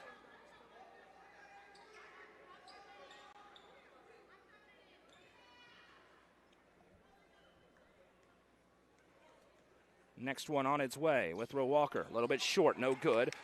Upperman out of time to go slow. 34-24 with 3:35 to go. Here's Carson. Again, no Gracie Butler yet with 4 fouls. Carson sends to Butler. This is Maggie. Maggie back to Delenti. Upperman needs quick shots. Here's Carson. Trying to set it up for 5. Carson drives, kicks to Maggie. She's wide open. Passes it up, instead gives to Delenti left wing. Delenti steps back to Maggie. Maggie kicks to South. South activates to the baseline, now spins back over to Delenti. Delenti senses a lane, drives and is fouled. E.B. McDonald with her first. Taylor Delenti back to the Sonia Brown with American Way Real Estate free throw line to shoot 2 with 3:06 to go. 34-24 the score as Neal back to the table. And when will Gracie Butler return to the table for Upperman? You go too early, she could be out, and that would cost you another missed free throw. Story of the day. Missed threes, missed free throws, missed layups, turnovers. It's that simple. Valenti's next one. No good. A great free throw shooter. Missed them both. Carson wrestles the rebound away and puts it in. T.T. Carson will not be denied. An 8-point game, 3 minutes to go. Timeout time by Corey Barrett. A quick cash pawn timeout, and it will be a 60-second one, so we will step aside. 34-26, Lebanon leads. 2:58 to go in the game of the week, presented by Mayberry's Furniture and the Watson Chevy UCR Media Network. The Crouch team with Highlands Elite Real Estate proudly presents this 3-bed, 2-bathroom home in the desirable Poplar Point subdivision in Rickman. This home sits on just under an acre with a 2-car garage and over 1,500 square feet of living space. It's the perfect blend of comfort and convenience. For more information, visit chadandamycrouch.com or call 931-979-1191. The Crouch team with Highlands Elite Real Estate is a proud sponsor of this broadcast on the UCR Media Network. 2:58 to go in regulation. Lebanon leads Upperman 34-26 here in the game of the week. Missed free throws for the Lady Bees costing them, but they still have a faint pulse here. Lebanon trying to break the pressure. For them, if they protect the basketball, make their free throws, they're going to win the game tonight and would get to 5-0, and that will be a real 5-0. Not everybody's schedule is the same. This Lebanon team has gone out and challenged themselves. Tonight, Lipscomb Academy is in there. Loretto, Canyon County, a good 2A team. They've tested themselves. So far, 4-0, trying to make it 5-0 tonight. In a weird game, but they will have earned the win if they can hang on. And now Carson going to be called for a block. Dana McWilliams can't believe it. Is trying to jump around with Spencer, and they get T.T. Carson for the personal. And I know she's arguing. Carson has a right to that part of the floor. Spencer kind of drove into her and ran out of her own real estate because she ran right into the sideline. Not sure what you want T.T. Carson to do there, but it's a bang-bang call, and it goes against the Bees. Spencer at the line, first free throw, good. Another huge difference. The few times there's been trips to the line, Lebanon converting. Upperman is not. And now we have a violation on the free throw, and it'll go the other way. I wonder if that was a little bit of the wink, wink, nod, nod. 35-26, Carson. Also could be something that was warned about earlier. Carson nearly carried, maybe did carry. We play on. 2:45 to go, 9-point lead for Lebanon. Basketball here for T.T. Carson. Carson, blocking foul. I don't know what that is. Withrow Walker called for her third. T.T. Carson to the line, and I apologize earlier because I said it was pretty good. Carson going to shoot two at the Sonia Brown with American Way Real Estate free throw line. And it's going to be one of those fun days where everybody's upset with the stripes. So Carson just hit two. She's back there trying to spark a comeback. First one, no good.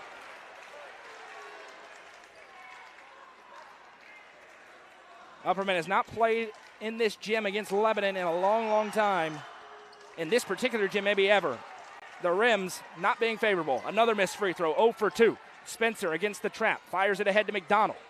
McDonald waits for reinforcements, now hands off with Withrow Walker. Under 2.5 to play. 9-point lead for Lebanon at 35-26. Right side Spencer. Neal posting up, but they don't need to go inside yet as Phi gets in the face of Withrow Walker. Here's McDonald now. Working on Delenti. Now Carson steps to her. She's trapped, wrestled away. Still a loose ball and a backcourt violation as Withrow Walker had it and then jumped into the backcourt. And possession will go the other way to the Lady Bees. And there goes Gracie Butler with 4 fouls to the table.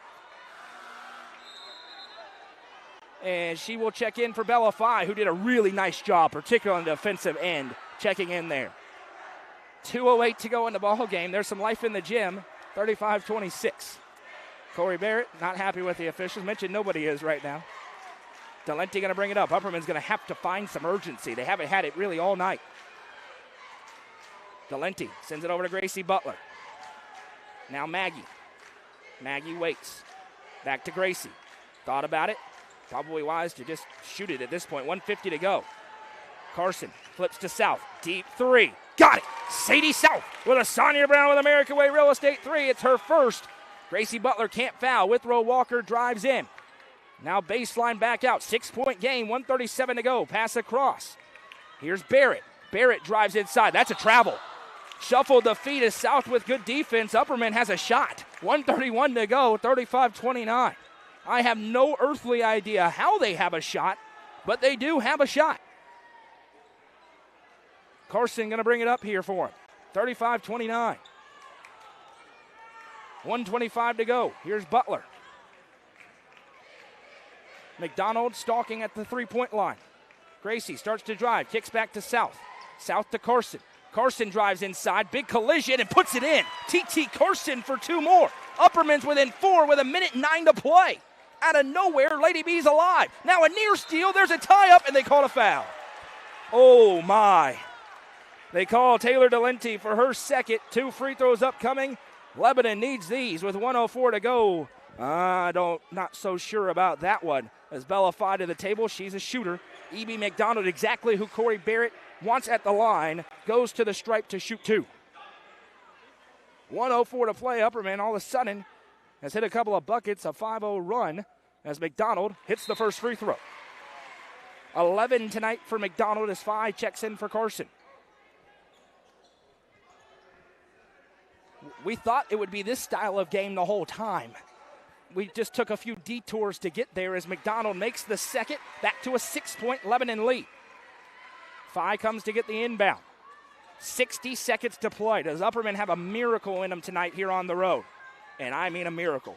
Delenti looking inside South, too far underneath the basket, had to go out to Butler. Gracie drives around inside, throws it up, and good. Gracie Butler for 2. Upperman back within 4. 46 seconds to go. Spencer in trouble in a trap. Steps through in a timeout by Corey Barrett. I believe it's the last one that he had. Maybe one more. A full timeout on the floor. We'll stay here. 42.6 seconds to go. 37-33. Lebanon led by double digits in the quarter. It's been cut down from 13 to 3. Lady Bees have started to play with that urgency we talked about. And as a result, they have a faint pulse. Every foul, non-player control the rest of the way is 2 free throws for both teams. Lebanon's been very good at the strike so far in this quarter. They've only missed 1 from there. Then they had the 1 free throw violation.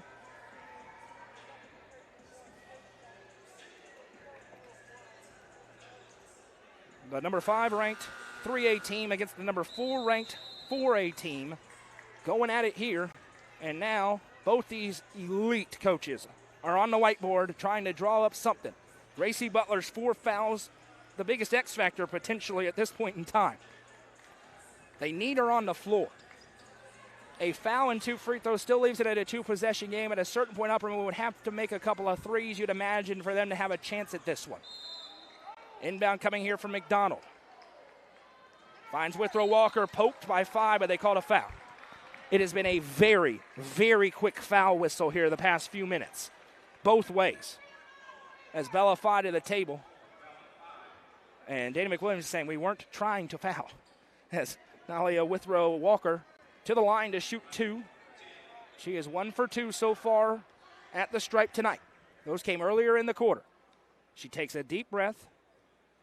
Flies away the first and hits. You can hear a pin drop in this gym. 5-point lead for Lebanon, 41 seconds to play.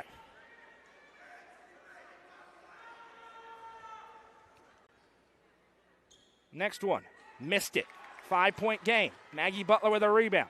Ahead to Delenti. They're going to have to go with a little bit of urgency here. Spencer stays in front of Delenti. Handoff South. She's wide open from a mile away and hits Sadie South from way downtown with a Sonia Brown with American Way Real Estate 3. The Lady Bees are within 2 here on the road with 26 seconds to go. A quick cash pawn, timeout on the floor.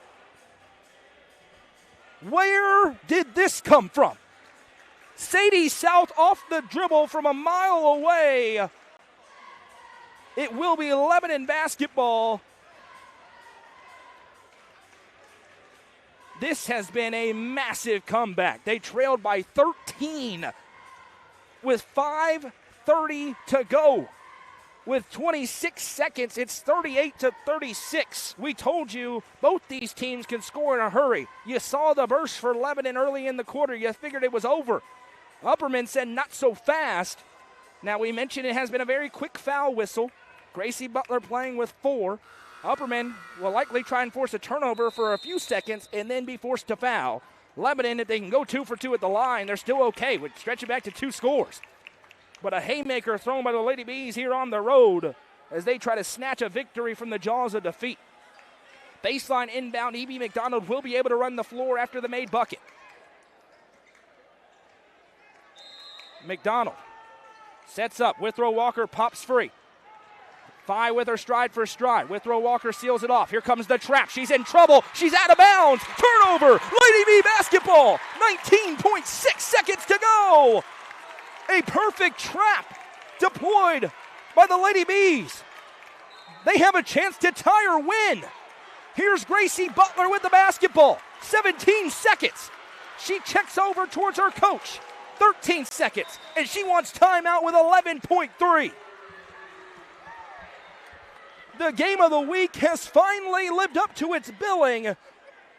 And the Upperman Lady Bees will have a chance to win the basketball game after erasing a 13-point deficit in 5 minutes. Timeout on the floor, a quick cash pawn, timeout on the floor.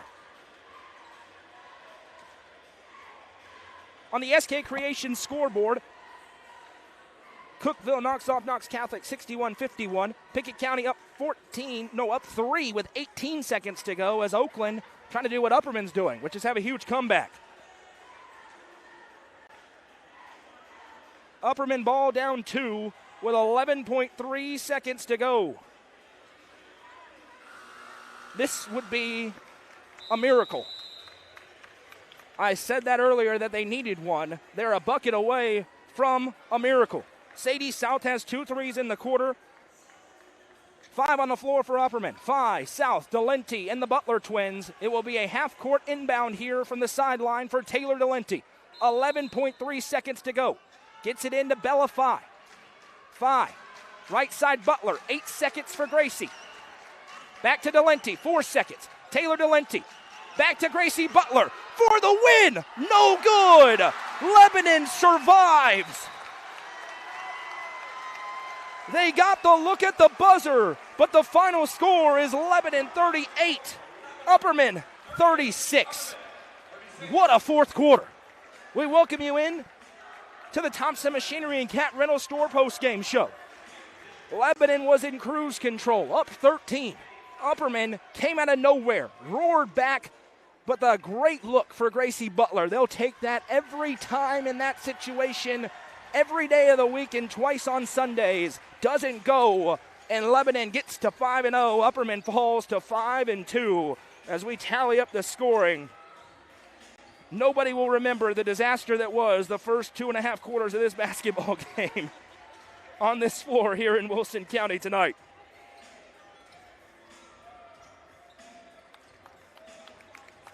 As I tally up the scoring here as quickly as possible,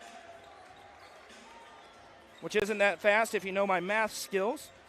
Unofficial scoring from the game is as follows for Lebanon tonight. 13 points for Tiara Spencer, 12 for E.B. McDonald, 4 for Withrow Walker, and we'll go down the line. 1 for Barrett, 2 for Jones, and 3 for Neal, for a team total of 38. For the Upperman Lady Bees tonight, it was 8 points for Sadie South, 8 for Gracie Butler, 8 as well for T.T. Carson, 2 for Cassie Crouch, 1 for Bella Phi, and 2 for Maggie Butler, for a team total of 36. The Nelson Trophy and Screen Printing Player of the Game, Tiara Spencer. 4 made triples in the ball game. She went 3 for 4 at the charity stripe as well, leading her team with 15 points, leading the game with 15 points. Next up, for the Upperman Lady Bees on Monday night at the Kings Academy, another good team at a Division II Single A, the runners-up at a D2 Single A in Seymour, Tennessee. 6 o'clock tip-off. I believe that's Eastern time, but we will confirm that. Make sure you stay tuned to our Facebook page for more on that. The boys have taken the floor. We'll have a brief intermission and come back with Game 2 of our doubleheader as the Upperman Bees take on the Lebanon Blue Devils. What a first game that was. Comes down to the final seconds, but Lebanon hangs on to knock off Upperman 38-36. Much more to come from Wilson County. Don't go anywhere.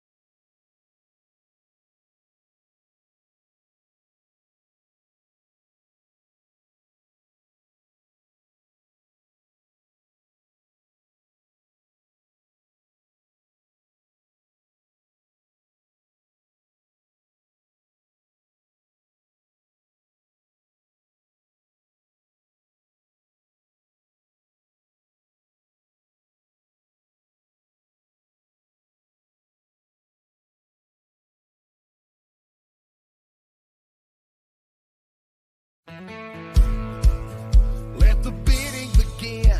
It's time for the show, and you know it's gonna go high.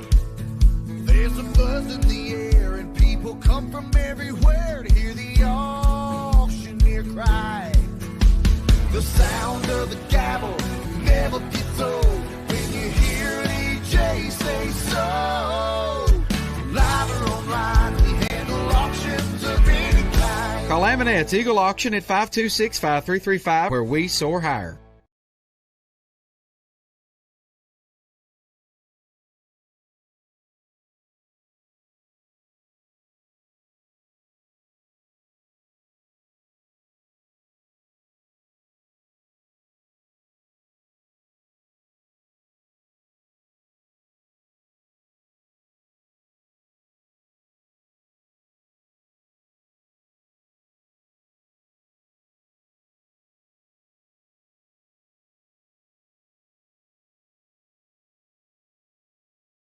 Nelson Trophy and Screen Printing is proud to support student athletes and athletic departments throughout the Upper Cumberland.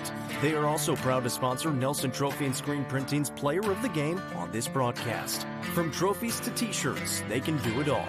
Be sure to stop by and see them at 120 Circle Drive in Allgood, or give them a call at 931-537-9559. Nelson Trophy and Screen Printing, proud sponsor of this broadcast on the UCR Media Network. Located at the end of Prosperity Drive on a quiet cul-de-sac in Prosperity Point, this home offers 2,964 finished square feet. Features include a split bedroom plan, large open great room and dining room for gatherings and entertaining, spacious primary suite, generously sized guest bedrooms, partially finished basement with walkout access, and a two-tiered back deck overlooking the pool. Priced at $414,900. Call Sonia Brown with American Way Real Estate at 931-979-7145 for more information.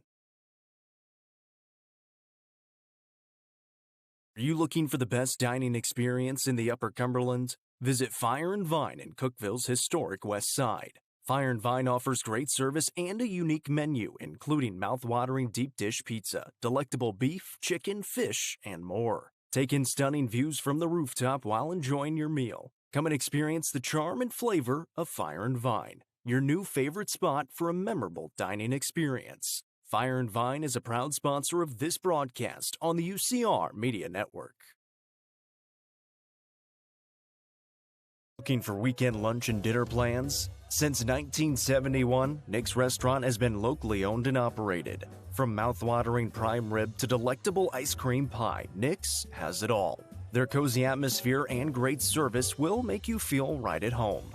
Plus, their banquet space is perfect for any event. Visit them at 895 South Jefferson Avenue or online at nickscookville.com. Nick's Restaurant is a proud sponsor of this broadcast on the UCR Media Network. Turfmasters Landscape Management has been serving the Upper Cumberland since 1996. They offer a variety of services, including lawn maintenance, landscape design and installation, landscape lighting, irrigation systems, and more. For more information, contact Matt Wilson at 931-261-1587 today. Turfmasters Landscape Management is a proud sponsor of this broadcast on the UCR. The Real Estate Collective is a team of experienced, licensed real estate agents serving the entire Upper Cumberland region. Whether you are looking to buy or sell, the RICO team is ready to serve you. With a focus on people over profits, you can rest assured the Real Estate Collective can help make your real estate dreams a reality. Call 931-559-9500 for more information or see their current listings at letsgorico.com. The Real Estate Collective is proud to support student athletes in our area and this broadcast on the UCR Media Network. Configuring the Bluetooth, deciding who controls the music, remembering where you parked. Why are simple things sometimes so complicated? Thankfully, with an auto owner's insurance independent agent, getting the right coverage for your vehicle doesn't have to be one of them. So you can get back to more important things, like remembering if you're on the third or fourth level of the parking garage. That's simple human sense. Visit swallowsinsurance.com or call us today, 931-526-4025. Protecting your future, it's what we do.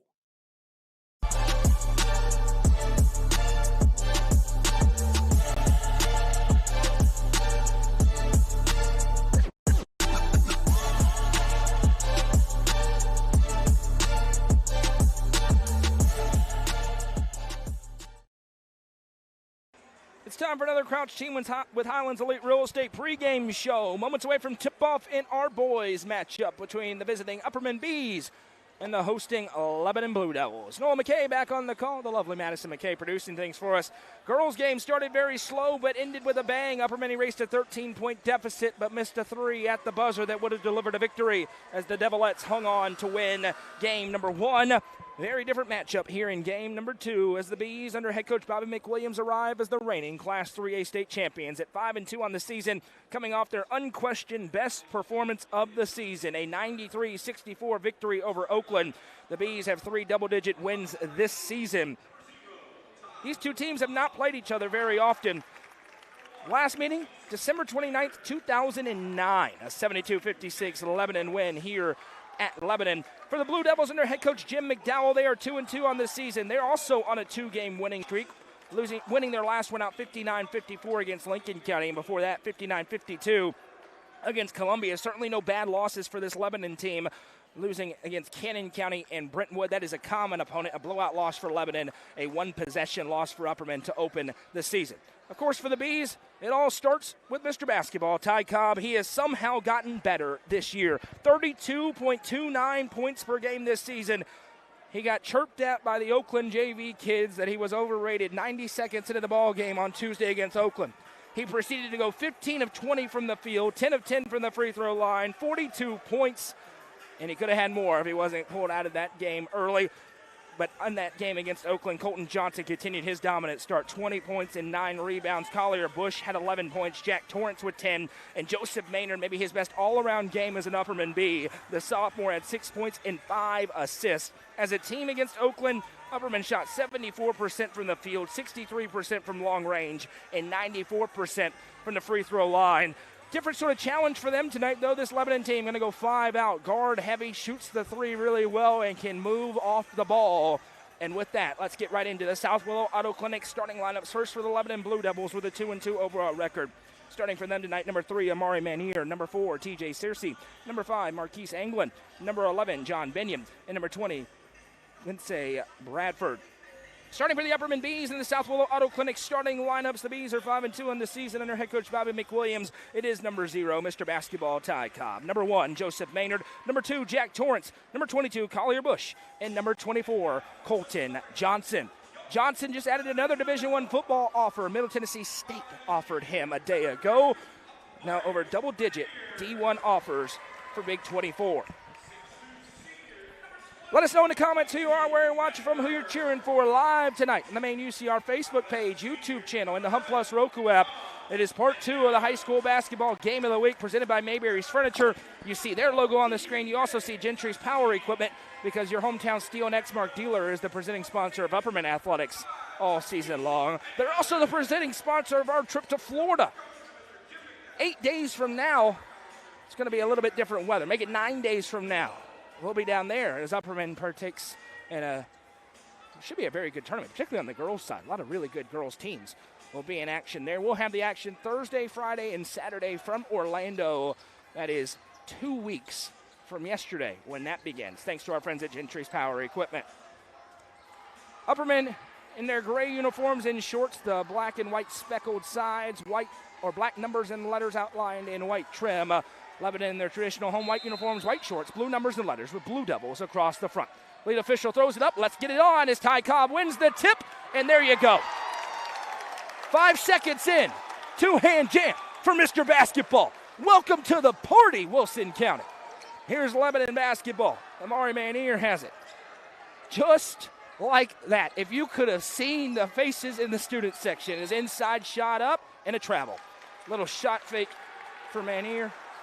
And now Cobb, and they are chirping him. It's just stupid. We expect to see a lot of different defenses at Lebanon tonight, a ton of boxing one against number 0. As Cobb sends over to Jack Torrance. Cobb in the mid-range, turnaround jumper. 3 Blue Devils around him, can't get it to go. Rebound down to the Blue Devils. And you're going to bring it up here. He's picked up by Bush. 2-0 early on Upperman. Off the dribble, pull-up jumper won't go. Offensive rebound, putback is good. Anglin able to finish, and we're tied up at 2 early on. Marquise Anglin gets Lebanon on the board. Here's Cobb in the half court. Flip pass over to Torrance. He was great against Oakland. Now Maynard in the mid-range. Shot won't go. England with a rebound and a chance for Lebanon in a 2-2 ball game. Manier going to bring it up here. It's always interesting. Now, we've talked about it all season. Upperman, the hunted. They walk in with number 0. They walk in with the state championship as the left-hand lay won't go, but another offensive rebound. Now a cut inside. Nice contorting layup and finish for TJ Searcy, and Lebanon has their first lead.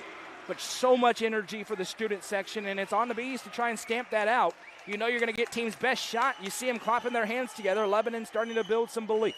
Here's Cobb from the volleyball line. Calmly sends left side to Torrance. Johnson reverses out Bush. His 3-ball on the way. That's no good. Rebound. Great box out inside by Manier as he cleared out Maynard and allows Searcy to get the rebound. Here's TJ Searcy in the half court. Minute 50 in. Behind the back dribble, 3-ball on the way. That's no good. Rebound down. Cobb able to fight a tie-up, and that's going to be a foul. Hand in the cookie jar for Bradford. No way. Yes, it is. Okay. Thought they called it on 0. No, it's on 20, not on number 0. The officials, there's no chance. The near side official called that on Ty Cobb, which would be asinine if that's the call. I mean, Cobb had the ball. There was 2 hands wrapped on him the other way. There's no chance that should be a foul on Ty Cobb. And they had a big struggle towards the end of the girls' game, but this would be out of nowhere. Holy smokes, they called that on Ty Cobb. An absurd call by that official. I mean, an absurd call. To the unacceptable degree. Inbound here for Lebanon. It's tipped out of play by Torrance. I mean, that may be one of the worst calls I've seen in a long time. If that's how this one's going to go, get your popcorn ready for a bad reason. 4-2 the score. Inbound here, bounced into the corner. Trying to slice in Upperman in their 2-3 early on. Outlet feed, left wing side, Searcy. Searcy, skip pass back across into the corner, Binion. Mentioned this 5-out set that they can run, and that's a travel. Stepping back to get a lane was Anglin, and possession back to the Bees.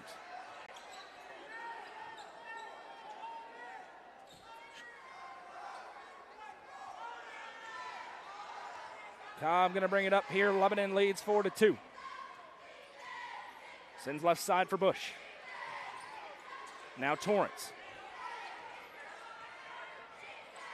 Torrance. Surveys.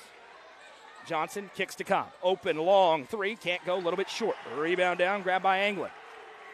4-2. Cobb 1 for 3 to open up the game. Weaving through traffic. Nice spin. Inside lay won't go. Bush with a rebound. Manier on the turn. Couldn't get the roll. Here's Bush ahead to Torrance. Back to CB. Bush gives over to Johnson. Now overhand flip to Maynard. Tips it to Torrance. Here's Bush. Bush to Torrance. Torrance puts it on the hardwood. Skip pass back to an open Collier. Bush. Great shot fake. Kicks back to Maynard. Now Cobb wide open. Top of the circle. 3. Popped out no good. Cobb wanted to foul into the landing area. He didn't get it. Rebound down. Manier. That was halfway down and popped out. Now 1 for 4. Bobby McWilliams not happy with the officiating early on. Pass left side, grabbed by Bradford. Now in the mid-range, turnaround shot good. Nice touch for Anglin, who has 4 points early on. 6-2, a Lebanon team that really found their stride at the end of last season. Had that huge year or stretch of years, getting to the Final Four. Then got real young real quick as Bush has it, left wing side. They're in his zone. Trying to move it around. Johnson inside, checks over his shoulder. He's wide open, and Colton Johnson's on the board. Averaging nearly a double-double a game. Johnson finishes at 6-4. Now Upperman shows a little full-court pressure. Accelerating in the half-court Manier now. He leans in the Bush. Now fires a fastball in, but I'm not even sure if his man was ready for it. Bradford short-armed the lay a little bit. Possession back to Upperman, down 6-4. Cobb sends over to Torrance, right wing side. With room to operate, fires at baseline. Great feed, little tip touch from Maynard to Johnson, who clears out, and a foul.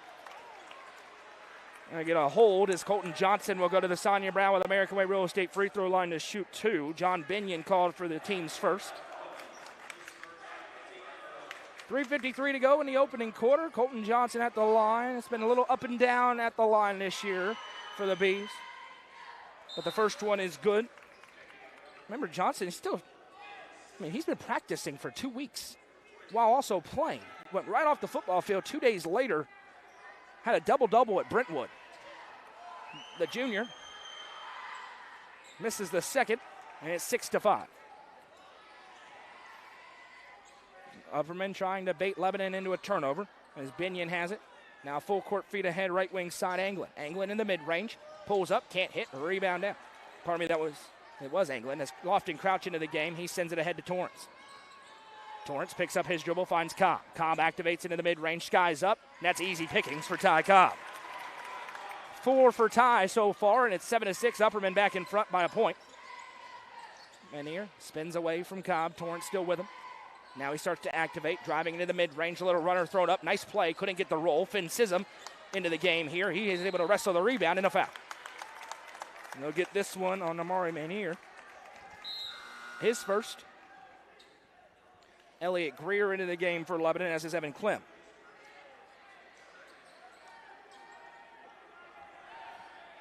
Boys action, Knoxville Catholic leads Cookeville 18-12 on the SK Creation scoreboard in the second quarter.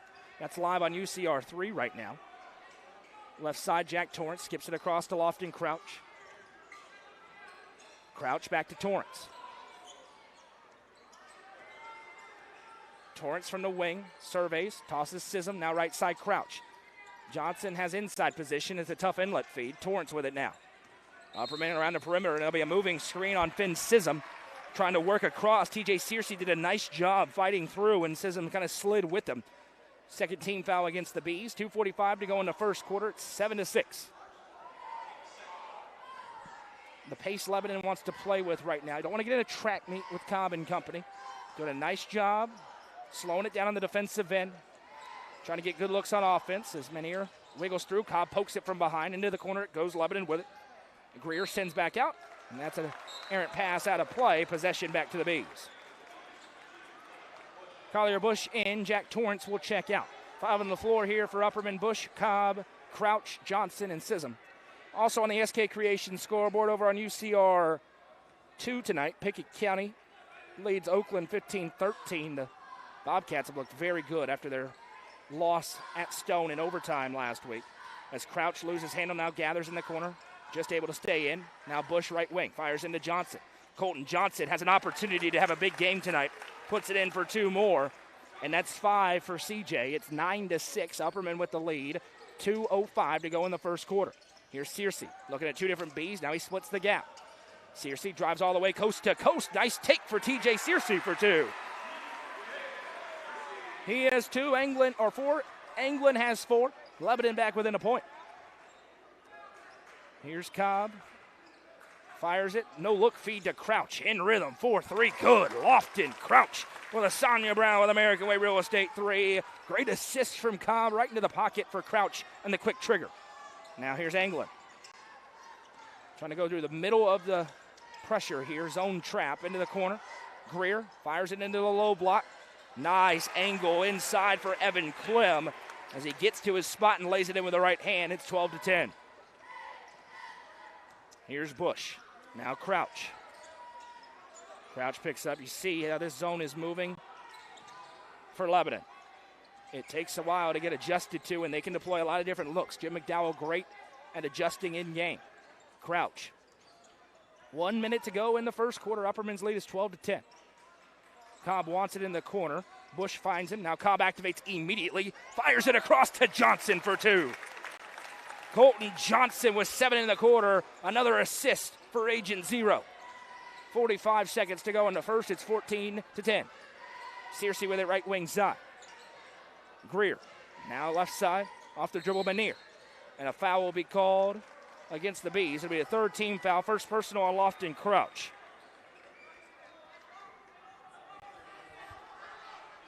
And Jaden Bailey, one of the great stories in Middle Tennessee, will check in here for Lebanon. Jack Torrance checks in. Joseph Maynard in as well. Ty Cobb gets his defensive possession breather. And they are chanting sit to Ty Cobb. Chirping him is just dumb. Air ball down to Joseph Maynard. It's fun, I guess, for a minute. Now Bush sends over to Torrance. Corner 3. Jack Torrance connects. JT with a Sonia Brown with American Way Real Estate 3. And he had something to say after that one splashed home. Going to have to be careful there. Upperman's opened up a 7-point lead out of nowhere. 15 seconds here for Searcy. Down to 10. Manier bobbles it, able to gather. 9 seconds. Manier tries to clear out Bush. Now flips over Bailey. Back to Manier. 2 seconds. Loses it. Ends up right to his man who rains home the three. Elliott Greer, right place, right time. Counted at the buzzer. At the end of one, it's Upperman 17, Lebanon 13. The high school basketball game of the week, presented by Mayberry's Furniture on the Watson Chevy UCR Media Network. Mayberry's Furniture has been family-owned and operated since 1946 and is now serving the Upper Cumberland with locations in both Crossville and Cookville, offering the largest array of solid wood furniture and mattresses in the area. They also provide a best price guarantee and in-house service and delivery. Stop into their 15,000 square foot showroom at 1020 South Willow Avenue in Cookville to see their selection of Amish solid wood, flex steel, Tempur-Pedic, Sealy Posturepedic, and much more today. Mayberry's Furniture is proud to be the presenting sponsor of the high school football game of the week on the UCR Media. Gentry's Power Equipment is proud to be the presenting sponsor of Upperman football on UCR. Located at 755 Buffalo Valley Road in Cookville, Gentry's Power Equipment is your local steel dealer with a huge selection of outdoor power equipment including chainsaws, blowers, trimmers, mowers, pressure washers, and more. They are your local one-stop shop for high-quality equipment. Locally owned and operated, Gentry's Power Equipment is proud to support Upperman Athletics and UCR. 17-13, Upperman with the lead over Lebanon. 7 points for Colton Johnson, 4 for Ty Cobb, 3 for Lofton Crouch, 3 for Jack Torrance. Blue Devils led with 4 points apiece for TJ Searcy and Marquise Anglin. Their basketball here back underway. Happy to be along with you tonight. We will have one game tomorrow night as the Livingston Lady Wildcats open their home slate against Macon County. Craig Cantrell, Jacob Vinson will have the action there from Hall Guy Country. Right side, here's Joseph Maynard. Ty Cobb in the mid-range, turnaround jumper up and good. Ty Cobb just creeping his way up. Now at 6 points, averaging 32.3 a night. Scored 30-plus in 5 out of 7 games as that one's tipped and intercepted by Torrance. Now Torrance, left open, got to trigger that, and hits. Jack Torrance has found his rhythm. Asanya Brown with American Way Real Estate 3, and it's a quick cash pawn. Timeout on the floor here for Lebanon as Upperman opens up the frame on a quick 5-0 run. Full timeout on the floor. We will take it with them on the Watson Chevy UCR Media Network. Tee-Up is the Upper Cumberland's best indoor golfing experience. With 3 state-of-the-art golf simulators, you can work on some of the world's best courses, all in the comfort of their climate-controlled facility. Want to know where you can improve? See everything from club speed to spin rate in seconds. They also have plenty of other games to enjoy time with friends. Conveniently located at 141 4th Street in Baxter. Stop in. Visit them online at teeupgolfclub.com or call them at 931-559-GOLF to reserve your simulator today. Tee-Up is proud to support this broadcast on the UCR Media Network.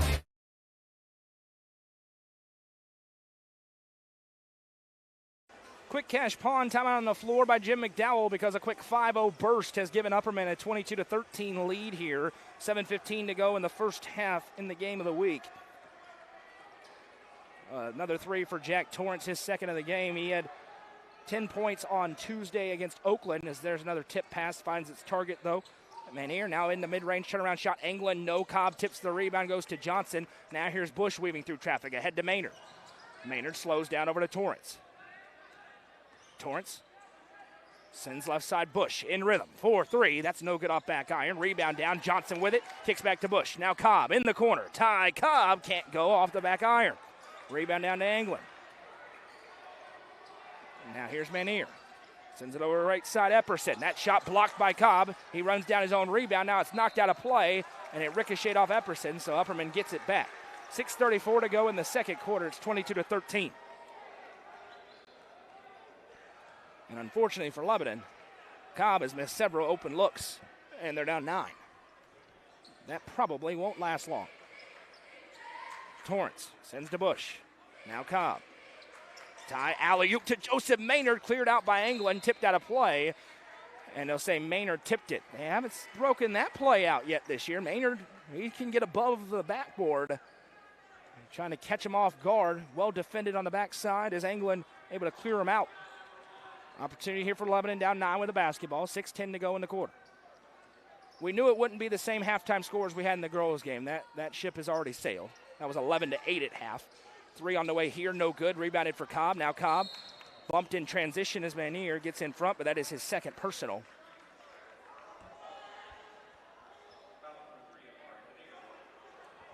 Manier picks up the team's first in the quarter. 5:59 to go in the seconds, 22-13. The chirps have begun to decrease in ferocity as this game has continued. Cobb has it.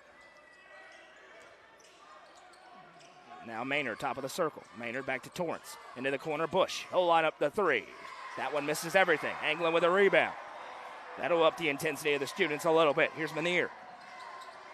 Manier working on Bush. Upperman in their zone. Manier drives inside. Up and under, no. Rebound tipped. Bodies hitting the floor everywhere. It'll be a push. See if they get this on Johnson or Manier. Probably on Johnson, and it will be. That's his first personal, team's first. Finn Sissom to the table. He's going to check in for Bush.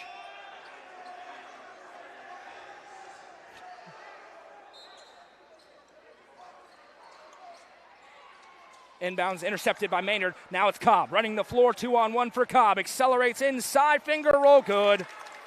Ty Cobb with the lay. He's got 8 in the half. It's 24-13. Upperman's run extends to 7-0 to open the quarter.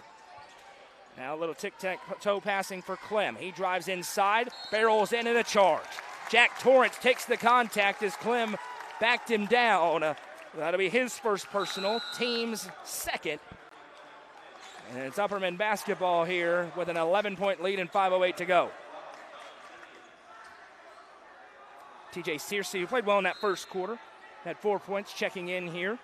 Elliot Greer checks out. Upperman starting to feel like they may be taking control. It's gut check time for Lebanon, down 11. Cobb sends over to Torrance left side. Maynard with it. Now Cobb in the corner. Ty activates into the mid-range, dumps off to Johnson. Johnson is fouled. Nothing really Evan Clem can do there as Johnson had position, so he makes him earn it. Colton Johnson back to the line where he's 1 for 2 to shoot 2 more. 3 minutes of scoreless basketball for Lebanon here to open the quarter as Johnson's first free throw is good.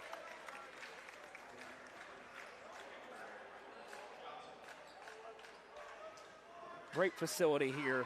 Lebanon High School administration always been great to us. We appreciate it. We had Jim McDowell on during halftime of the last game with Austin McWilliams. That was a great time as Johnson goes 2 for 2. And Coach McDowell sensing what I'm sensing, that this one could get out of hand in a hurry if something doesn't change. So he will burn another quick cash pawn timeout on the floor. The Southwell Auto Clinic, your hometown auto doctors, family owned and operated, and I've been corrected. Family owned and operated for over 5 decades now. The Southwell Auto Clinic service all makes and models. Stop it at 640 South Willow Avenue for your auto repair needs today. My friend Leanne Martin was watching, and she corrected me, sent me a message, said, hey, it's 5, by the way, 5 decades. Tremendous. You know that funny noise your car's been making? You should go get it checked out. The Southwell Auto Clinic. 4:54 to go in the first half here. Upperman has doubled up Lebanon. It's 26-13. They've opened the quarter on a 9-0 run.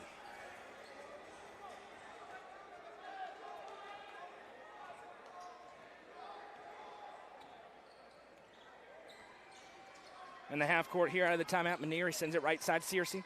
Searcy fires into the corner, Binion. Binion looking to get it rolling here as he bounces over Manier. Torrance steps to him in the zone, right side, Searcy. Searcy, stutter steps, triggers the 3. Gonna help, no good. Rebound down, Manier, able to run it down. Fires it to the baseline underneath, running the floor, now kicking back out, Binion. Binion back to Searcy. That pass tipped by Cobb, now it's a foot race.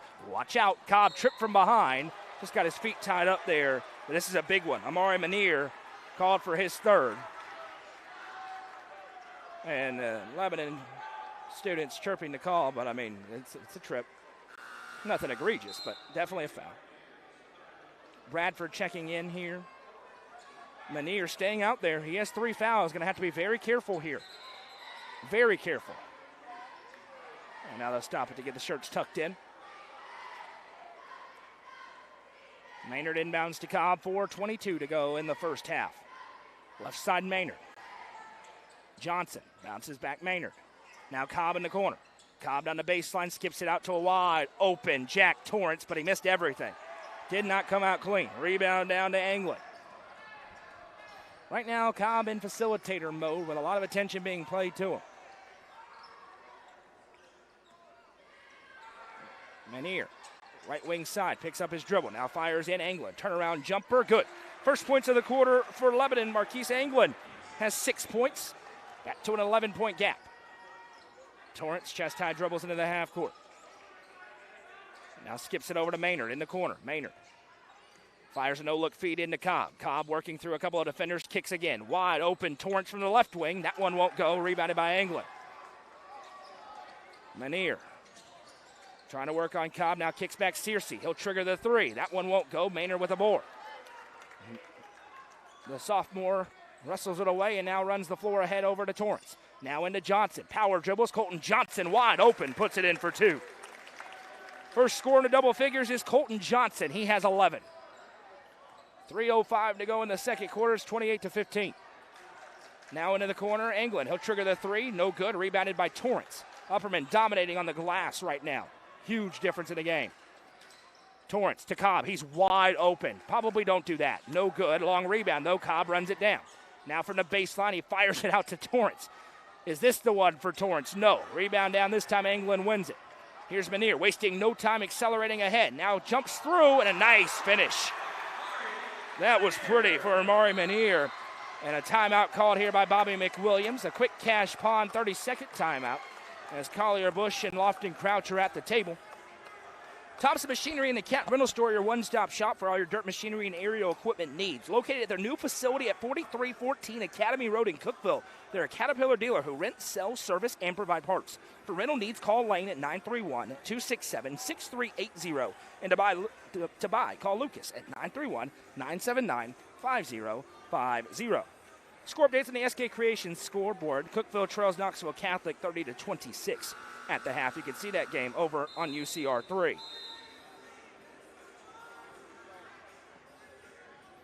Elsewhere on the SK Creations scoreboard tonight, girls finals. Tullahoma beat Lincoln County 36-34. York Institute, a big win. They knocked off Coffee County 35-25. Dragonettes bounced back after falling yesterday in Sparta. Van Buren County improves to 4-1. They beat Bledsoe County by 50, 74-24. Back to action here. It's Upperman basketball leading 28-17. 2.5 to go in the half. Right side Lofton Crouch. Now back to Bush. Bush sends over to Maynard. Now Crouch back to Maynard. Bush. Cobb with the basketball left wing side. Back to Bush. Bush to Crouch. Now Bush. Bush to Cobb, right wing side this time. Cobb surveys. Left-hand feed to Crouch. Back to Cobb. Crouch again. Hot potato with the basketball here for the Bees. Zone look continues. Upperman trying to find the soft spot. Here's Bush. A lot of off-ball movement right now for Upperman. Not much coming from it, though. Now Cobb in rhythm. 4-3. Good. Ty Cobb splashes home to Sonia Brown with American Way Real Estate 3. He's playing facilitator role, and he has 11 in the first half. Now a corner three on the other side for Lebanon. No. Maynard able to grab the rebound, saves it into Bush. Now Upperman may be getting out and running. Here's Cobb with a 14-point advantage. Skips it to Crouch. Already hit 1-3 in the half.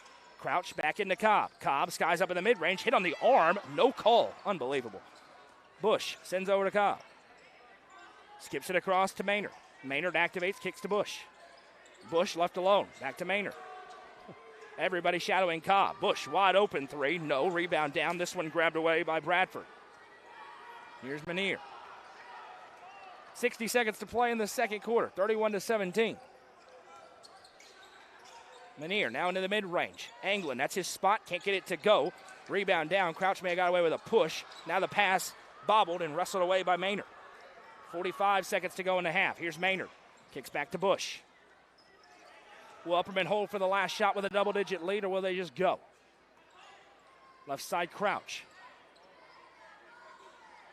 Now Maynard. And it looks like they will be content to hold. 30 seconds.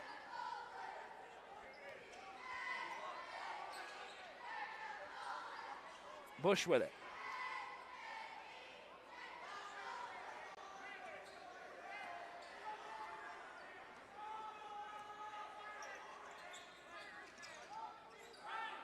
Here's Cobb. 10 seconds. It's Ty Cobb time in Lebanon High School. 5 seconds. He says clear out. Cobb, mid-range runner, pops out, no. Rebound tipped out of play. It'll go to Lebanon with 1.1, enough time for maybe a dribble and a heave here for the Blue Devils. As Colton Johnson checks in for Finn Sissom. Looks like it'll be Manier with an opportunity. They'll roll it. Not sure if that's even what you want, though. You need a head of steam. Manier. Couple of steps, chucks it away, no good. And that brings us to the end of the first half. When we come back, we'll have Dana McWilliams on the Happy Heller halftime show. Upperman leads by 14. The high school basketball game of the week presented by Mayberry's Furniture on the Watson Chevy UCR Media Network. Modern Roofing Group is an Owens Corning preferred contractor, and they're proud to bring that reputation and recognition to the Upper Cumberland. Their customer service and craftsmanship are second to none. Get comfort that your roof will stand up to the storms by calling 931-400-8788 and get an estimate on a new roof today. That's 931-400-8788. 100% financing is available. Modern Roofing Group is proud to stand behind their work with a 10-year workmanship guarantee. Livingston Regional Hospital is Livingston's hometown hospital. Located at 315 Oak Street, Livingston Regional Hospital provides compassionate quality care for all patients from local people you can trust, so you can count on them to treat you like family. Their excellent staff offers years of experience and training to meet the needs of all patients. They understand the importance of providing care in a professional and comforting manner. They're proud to partner with Livingston Academy Athletics through the LRH Sports Medicine team. Livingston Regional Hospital is a proud sponsor of this broadcast on the UCR Media Network.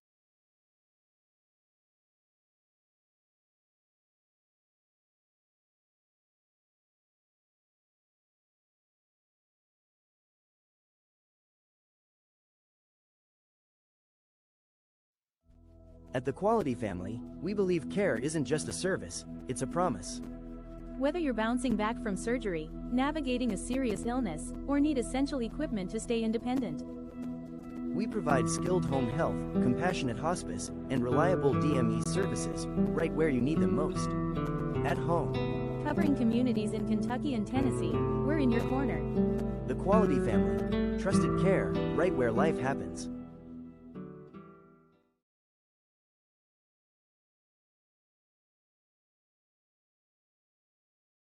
It's time for the Happy Hiller halftime show. Visit happyhiller.com to see how our friends at Hiller can help solve your plumbing, heating, cooling, and electrical problems today. It's happyhiller.com. At the break here in Lebanon, it's Upperman with a 31-17 lead over the Blue Devils. The Lady Bees fell earlier on tonight in a very interesting basketball game, 38-36. Defensive war throughout, and then all of a sudden Upperman down 13 with 5.5 minutes to go. They roar back, had a shot at the end, ultimately didn't fall. We're joined by Upperman head coach Dana McWilliams. Went war to war with a top 5 4A team in the state. Coach, your overall thoughts on the games? You know, I thought we struggled offensively early on, but so did they. It was like you said, it was a really defensive game. Both teams, I think, are us and them are high quality defensive teams, and it was tough to get a good look. And we actually got some good looks. We missed some easy stuff early on, which is we've came out pretty good most games that we've played in the season. So we just missed a couple easy baskets that maybe if they fall, then it feels a little bit better. I think when we miss some wide open layups in there, then it seems like your rest of your game gets a little bit tighter. But I think overall, super proud of their effort. I never thought we were out of the game. I knew if we could. I told them just stick with our defense, and I told them I'm really proud of them defensively, how much better we are this year than last year. And I told them, things would start falling, and they did. We made a big run, and we just a little bit short. But the last shot of the game, Gracie got a great look, and from where I was looking, I thought it was the end. I would take that any time. It strikes me as we've talked long enough where I know there's no moral victories, and the expectation is to win. Yeah. But it strikes me as even before this game, this was a big picture night, a game that it's good to play to see where you stack up against a team that's right now, I think, ranked number 4 in the state in Class 4A. Yeah, I think they're a good team. They're gonna be good at home. It's it's officiated differently here. It was way more physical, which is fine. It's fine. So it was usually is. Come this way, it's yeah, that's be a fine. lot more physical, we don't right? mind. We Right. don't mind. I'm just saying it was a good test for us to see, if we get into a game like that, what we're going to have to do to score, what we're going to need to do, how we adjusted. And I thought we did adjust to the game. We just couldn't get some shots to fall. It was a tough night, and we turned it over a little bit more than we typically do. That was a little out of character for us. But you learn from that. We hope, and absolutely, there's no moral victories. But we've not really had many easy games, and we don't have any left before we leave at Christmas. We know that, but that's what we signed up for. It's what we wanted, and I would much rather play this game than find a game where I'm going to win by 50 or more. I enjoy games like this with competition. A player we haven't talked about a lot yet, but got into the game when Gracie Butler picked up her 4th foul. Bella Fye came in, forced a couple of turnovers defensively. Didn't have an opening in a game like this to get in before them, but I thought she came in and played really well. How critical is it going to be for her? We talked about maybe Abby Stone, T.T. Carson's taking it to another level, but for them to be able to give you those minutes when something like that happens. Yeah, Bella is she's really close to being a really good player, and she's at some point she's going to be. She brought a lot of energy to us. We know what she can bring. That was such a defensive game, and she's actually pretty good defensively too. She puts pressure out there.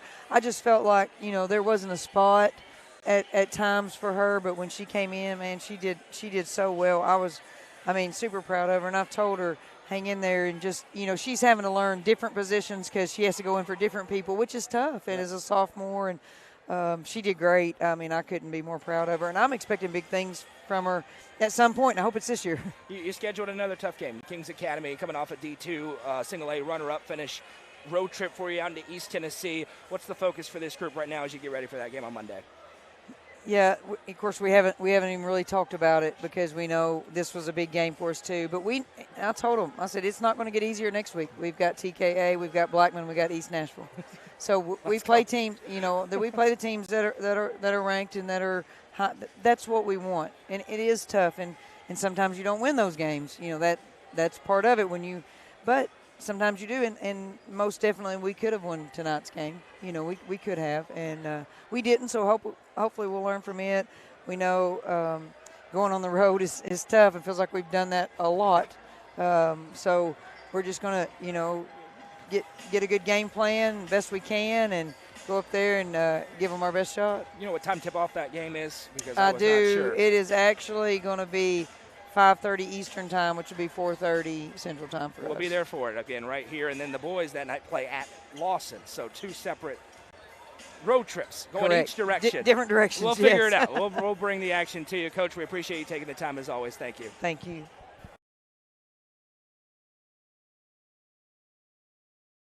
Legacy House is right here in the heart of Smithville. It's more than a boutique, it's a family story woven into every thread. I'm Amy Allen, and I started this place with my 3 beautiful daughters. We offer timeless pieces that feel both classic and bold. From rich textured clothing to one-of-a-kind accessories, this shop has a perfect mix of heritage with a modern edge. So come on down, you'll find more than just fashion. You'll find a place where legacy and style meet. Located at 104 West Walnut Street in Smithville. Stop by and see their selection Tuesday through Saturday. Legacy House is proud to be an all-inclusive sponsor of UCR.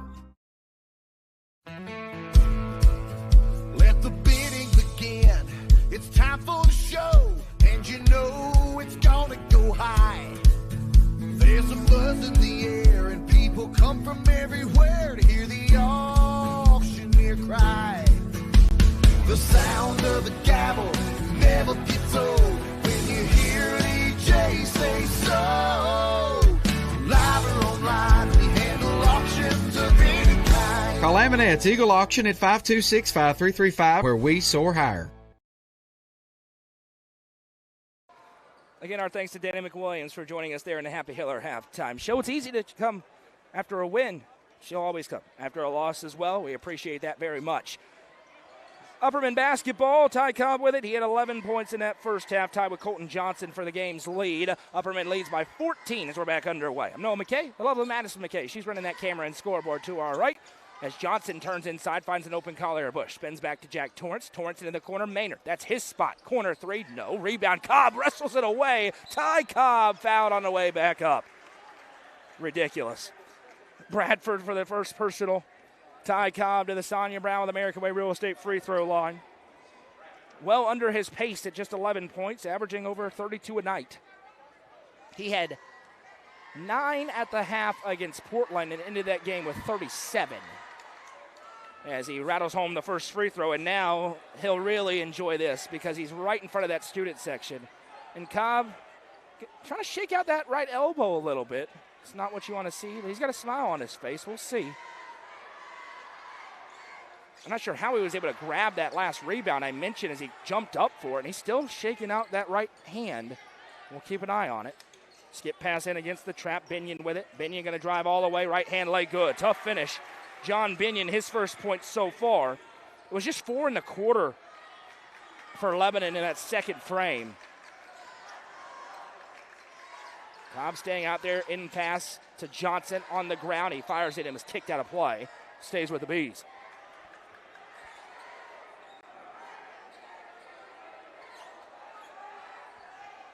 Baseline inbound coming here for Jack Torrance. Fires into Maynard. Maynard back to Collier Bush.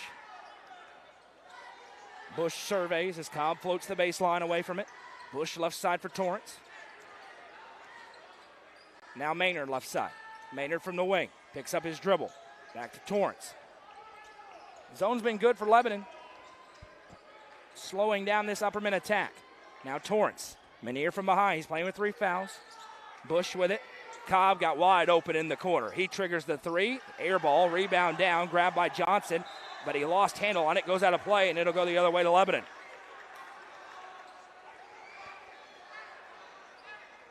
Yeah, something's not right with that right arm right now for Ty Cobb. He's trying to stretch as the overrated chant begins, and he's now holding that right arm. This is not good right now. Top of the key, Searcy. He fires it right side, Menier. Now 3 for Searcy. That one splashes home for TJ Searcy. His first triple of the game, Lebanon's second.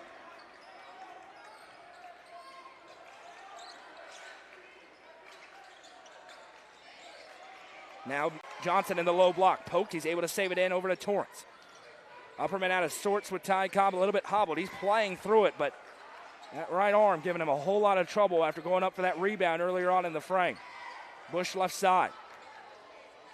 Fires to Torrance. Now Maynard. Miscommunication, but a foul will be called here as Maynard and Cobb were in the same place. They get TJ Searcy. That's his first, team's second. Baseline inbound coming here. Or sideline inbound, I should say. Torrance has it. 5:43 to go in the first or third quarter. I'll get it right eventually. Bush has it on the right side. Cobb flashes off a screen. He'll line up the 3. That one misses. Ty Cobb's gone cold. Searcy wasting no time. Barrels in the Bush. Throws up the right-hand runner. No. Rebound tipped by Cobb. Fight for it. Menier's on the ground. Bush able to run it down in the corner. Now gives back to Maynard.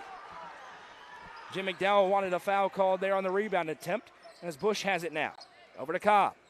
Now Cobb going to drive inside. He's fouled. And he may need a breather here. We'll see.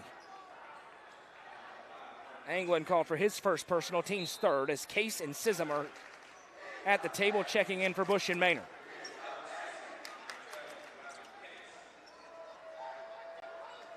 And they are chirping Ty Cobb hard. Let's see. Maybe time for the flu game moment. Inside Johnson clears out. Should be a charge, and it is. Lower the shoulder into the chest, and Colton Johnson called for his second personal. First team foul on the Bees. 5:06 to go in the third. It's 32-22.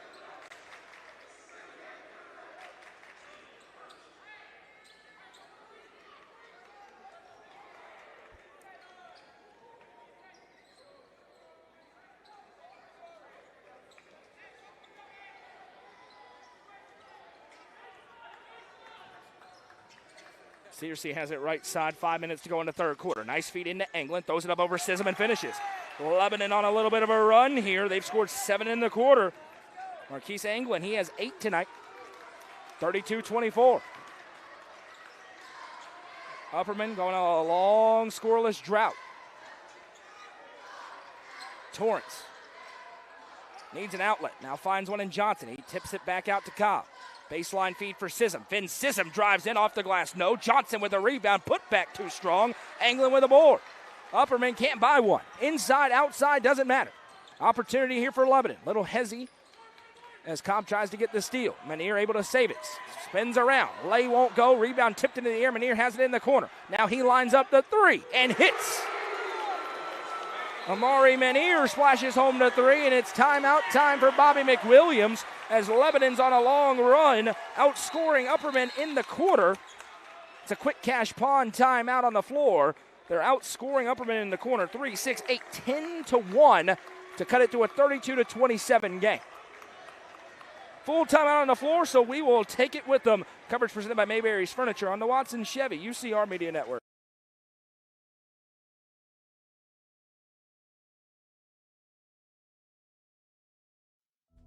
At the Quality Family, we believe care isn't just a service, it's a promise.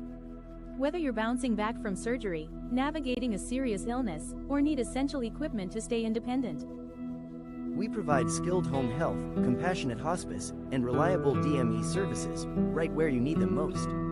At home. Covering communities in Kentucky and Tennessee, we're in your corner. The Quality Family. Trusted care right where life happens.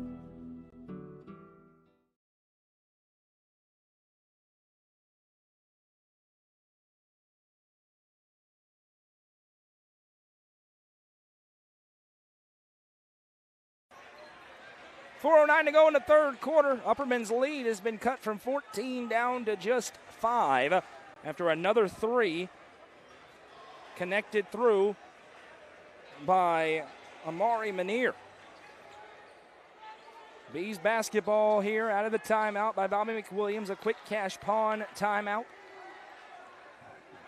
As Ty Cobb walks it across the timeline, 4 minutes to go in the third. Sends over to Jack Torrance. Fires a pass that's intercepted. Manier read it the whole way. Now on a foot race, Amari Manier lays it in with the right hand. All the momentum for Lebanon. They are very much in the game. We've got a brand new basketball game with 3:46 to go in the third. 32-29. Distributor time for Ty Cobb has come and gone. They need him to put on the cake now. Maynard to Sism. Back to Maynard. Fires it over to Torrance. Now Sism. Skips it back out to Torrance. Now finds Maynard on the low block. What a feed from Jack Torrance, and Joseph Maynard puts it in. Tremendous feed to stop the run. It's a 5-point lead again for Upperman. Into the corner, Binion bobbled it out of play. Possession back the other way as Collier Bush to the table. He's going to check in for Torrance. Ronsden Chaffin is here. Just signed with App State, not playing basketball. Going to graduate early, go at the next level. Cobb brings it up, sends over to Bush. Bush surveys, finds Sism in the mid-range. Sism, dangerous pass to Johnson, couldn't save it in, it's a turnover. And right now, the denials of the passing lanes to Cobb, Upperman's bailing out pretty early, going elsewhere, and it's catching their offense off rhythm. Wonder if they may make an adjustment there. As Manier brings it up. Down 5 with under 3 to go in the third. Searcy with it now. Now right side England. He'll trigger the three and hits. Marquise England splashes home the triple. 11 points in the ball game for him. And Lebanon has their smallest deficit since the first quarter. Here's Cobb. Baseline drive. Steps back in the mid-range and can't hit. But Johnson right there for the rebound. Swiped away. Stolen away. Here comes Manier. Manier, coast to coast, drives, blocked, and they called a foul. Finn Sism called for the personal. 2 free throws coming for Amari Manier as Upperman is all out of sorts right now. And Bobby McWilliams is asking why it's not a foul on the other side for the foul there. He's got an argument because Finn Sism got all ball at the top of that one. Manier flies away the first and hits.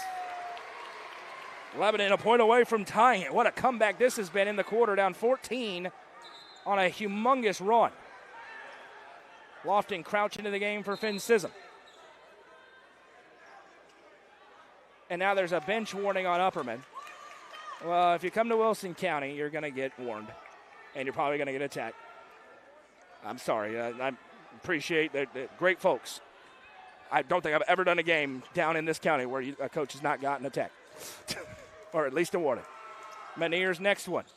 No good, as Chaffin was the one-man student section. Upperman maintains a 1-point advantage. Right side, Bush. Now Crouch. Crouch sends right side to Bush. Upperman needs a bucket. Here's Crouch. Over to Cobb in the corner. Anglin steps to him. Cobb steps through. A lot of contact. Cobb barrels in, and they called a charge. Second personal on Ty Cobb. Here we go, everybody. Cobb is absolutely livid about it, and rightfully so, because he was getting grabbed and hacked and fouled all the way inside with no call. Defender slides in front, takes the contact, and they give him the charge. I promise you, you're going to want to watch Ty Cobb in this fourth quarter. Watch what's about to happen on this floor. 34-33, 1:56 to go. Just watch. Top of the key. Manier gives it to Anglin. Pulls up, can't hit. Cobb says, give me that. Clear the runway. Look at the expression on his face as the junior gives over to Bush. Bush working past Manier. Great quarter for Lebanon. Upperman's gone cold. Flip pass to Maynard. Maynard drives and reverses to Bush. Now Crouch.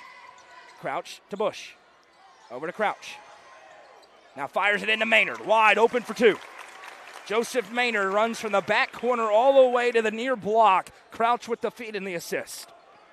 1:10 to go in the third. It's 36-33.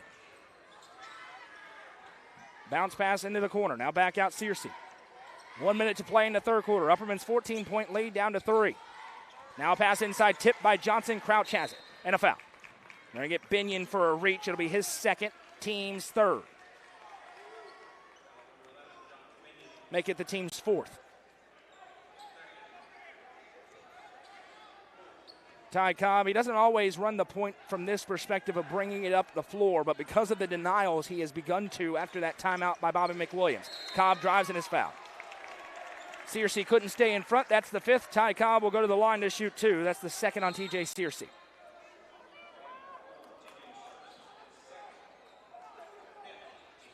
Ty Cobb has only scored 1 point in the quarter, 12 in the game. He's at the line here for two more. Got a little bit hobbled earlier on. That changed the complexion as Lebanon sensed an opportunity. First one for Cobb is good. He does not look bothered by that elbow the past few minutes or so. Not sure if it was a stinger or something that happened to him. Won't speculate, but at least right now he's gutting it out, if he is bothered at all. 2 for 2 for Cobb. Upperman's lead is back at 5 with 47 seconds to go. Here's Manier across the timeline. He has been great in this quarter. 6 in the frame, 8 in the game. He's been the engine. Works it over a screen, now fires in. Anglin, he's been the other engine. Missed it, but his putback is good. Had an opportunity for the putback. Marquise Anglin lays it in. 30 seconds to go in the quarter. That is 7 in the frame for Marquise Anglin. 13 tonight. Ty Cobb content to hold for the final shot in a 38-35 game. Now Searcy steps to him. They give over to Bush. Searcy covering Cobb all over the floor. 8 seconds. Bush goes to work. Got to go. 6. Cobb off a screen. Into the mid-range. Cobb up and under. Good. Counted and one. Ty Cobb. And he just gave it right to the student section as he goes to try and complete a three-point play. You're about to see a show starring number 0 for the next 8 minutes and 3 seconds. Get your popcorn ready for that. 16 now for Ty.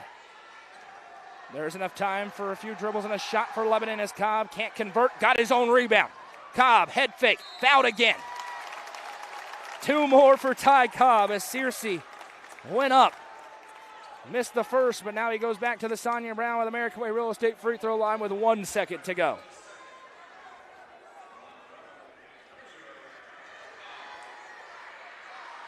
First one for Cobb is good. 17 in the game.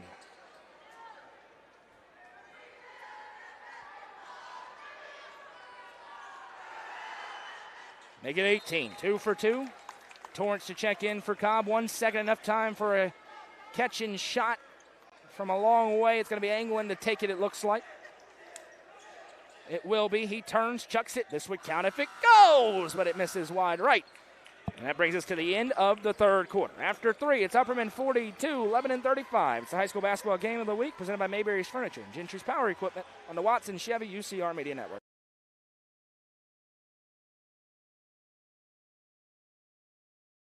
Mayberry's Furniture has been family-owned and operated since 1946 and is now serving the Upper Cumberland with locations in both Crossville and Cookville, offering the largest array of solid wood furniture and mattresses in the area. They also provide a best price guarantee and in-house service and delivery. Stop into their 15,000 square foot showroom at 1020 South Willow Avenue in Cookville to see their selection of Amish solid wood, flex steel, Tempur-Pedic, Sealy Posturepedic, and much more today. Mayberry's Furniture is proud to be the presenting sponsor of the high school football game of the week on the UCR. Gentry's Power Equipment is proud to be the presenting sponsor of Upperman football on UCR. Located at 755 Buffalo Valley Road in Cookville, Gentry's Power Equipment is your local steel dealer. With a huge selection of outdoor power equipment, including chainsaws, blowers, trimmers, mowers, pressure washers, and more. They are your local one-stop shop for high-quality equipment. Locally owned and operated, Gentry's Power Equipment is proud to support Upperman Athletics and UCR.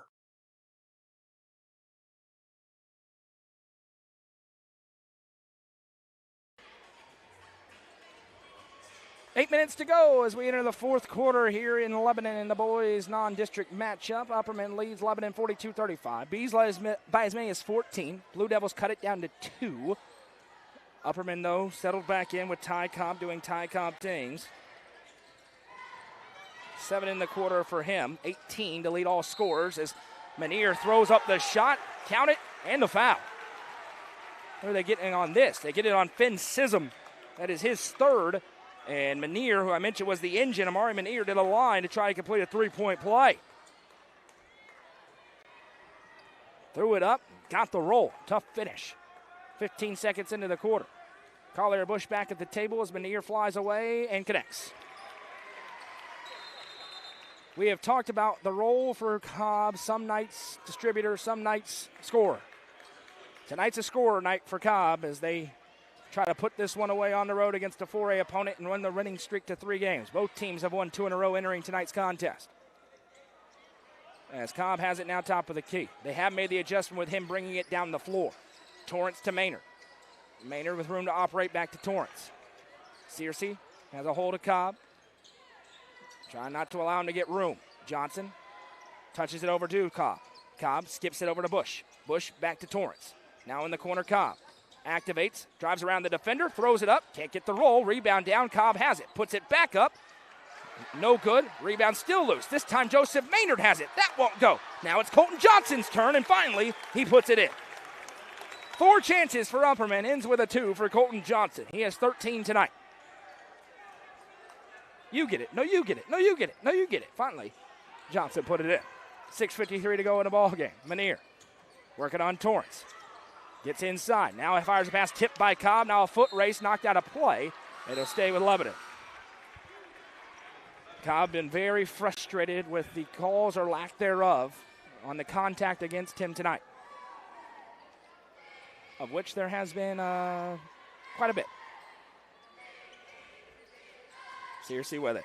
Tries to get on Maynard. Maynard stays with him, throws it up. Great finish. TJ Searcy.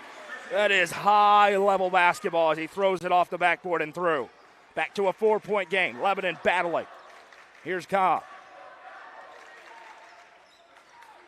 Looking at this defense, which has been really solid for the Blue Devils. Torrance with it.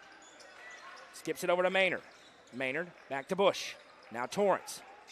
Over to Cobb, left wing side. Cobb, double team. Able to send it back out to Torrance. Now Bush to Torrance. Flips to Maynard.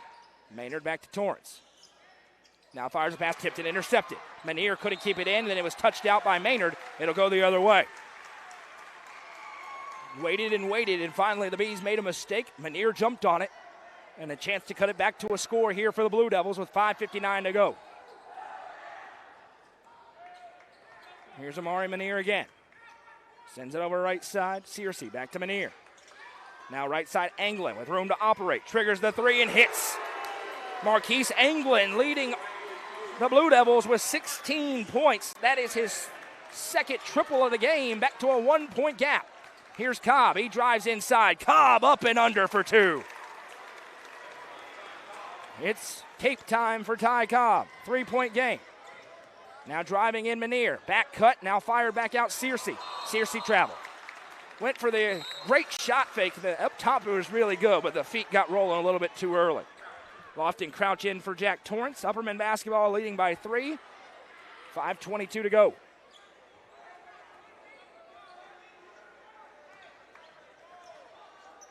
Cobb calmly brings it up. Game hangs in the balance here. Left side Maynard. Thought about it. Instead gives back to Crouch. Now Bush. Cobb just floating the baseline. Maynard has it here. Back to Bush. Over to Crouch. Now Bush to Crouch. Picks up his dribble. Maynard. He could certainly shoot it. Doesn't want to yet. Crouch. Now Bush. Bush to Crouch. Crouch to Johnson. Poked and a foul. Into the back went Evan Clem. That's his third. Team's first. 4:43 to go in the fourth quarter. Baseline inbound coming here for Upperman. It'll be Collier Bush to inbound. 46-43. Bush has it. Goes over for Crouch. Lebanon, I mentioned earlier, they want to slow down the Bees in the half court. They've done a great job of that tonight. Sophomore Crouch gives off to a senior Collier Bush. 4:28 to go in the ball game. Nothing doing offensively for the Bees. And now they may force Lebanon to come out and to defend them. Crouch sends over to Bush. Manier step to him. Bush hands off to Cobb. Touches back to Bush. Now into Johnson. Johnson clears out the defender. Turnaround shot. Colton Johnson for two. 15 for Colton. And now an inbound violation as Clem stepped over to the line before he got rid of it. And Upperman gets it right back. That possession took nearly a minute, if not more. And it ended with a Colton Johnson, too, and now Upperman has the basketball again. Bush, inbound alley-oop to Cobb, who puts it in. Ty Cobb with 22, and Upperman with 4 straight, leads by 7. Make it 6 straight, actually, for the Bees. Here's Manier, and he, offensive foul, moving screen. They're going to get Clem again. That is his 4th. As he stepped into the screen, possession back to the Bees, and Jim McDowell wants a full timeout on the floor to talk about things as Upperman has started to stretch their advantage with 3:50 to go. Upperman basketball is presented by Gentry's Power Equipment and the high school basketball game of the week, presented by Mayberry's Furniture on the Watson Chevy UCR Media Network. Looking for weekend lunch and dinner plans? Since 1971, Nick's Restaurant has been locally owned and operated. From mouth-watering prime rib to delectable ice cream pie, Nick's has it all. Their cozy atmosphere and great service will make you feel right at home. Plus, their banquet space is perfect for any event. Visit them at 895 South Jefferson Avenue or online at nickscookville.com. Nick's Restaurant is a proud sponsor of this broadcast on the UCR Media Network.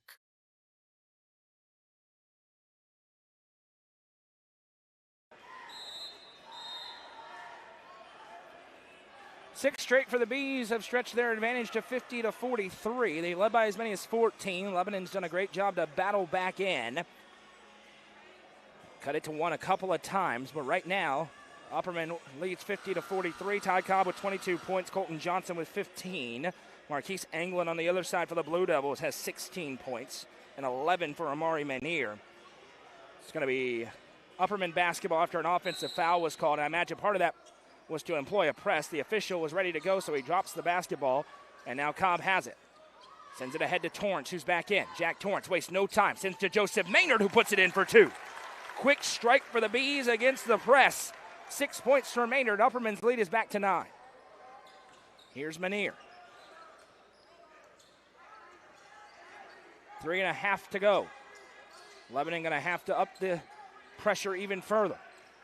Do they have another push in them, I should say, after giving a ton to get back into this game? Manier. Upperman has gone into a man-to-man set. Manier tries to work on Torrance. Nice crossover. Drives up and under, and a foul is called. They get 2 free throws for Amari Manier. Was very close to an and one. See who they get on this. Jack Torrance was originally on defense, and it will be on him. His first. Team second. Manier. 2 for 3 on the day at the line. As the first one is good. And I'm laughing because, again, it's Bronston Chaffin on the right side of your screen, who is, I don't know what he's doing, but he's got a phone held up right now. Talking. Manier sets up, flies it away, and he's able to overcome the distractions and go 2 for 2 at the line. Back to a 7-point game, 3:04 to go. Searcy comes up to pick up Cobb. Now Bush has it swiped away, foot race. He's pulled back by Searcy. Body's hitting the floor everywhere, and it goes to Lebanon.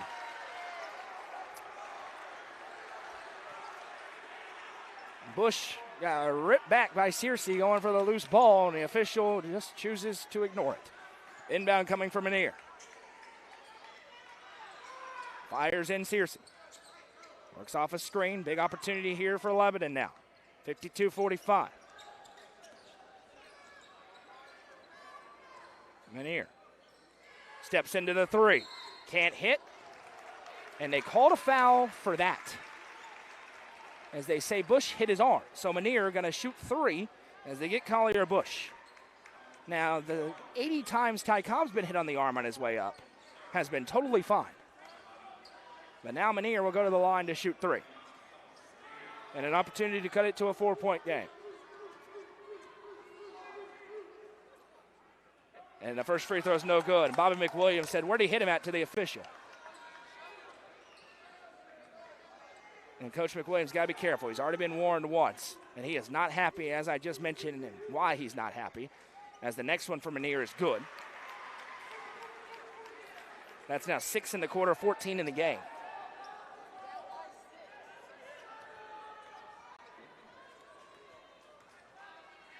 The next one, no good. 1 for 3 at the line. Johnson with a rebound. He's working on another double-double potentially.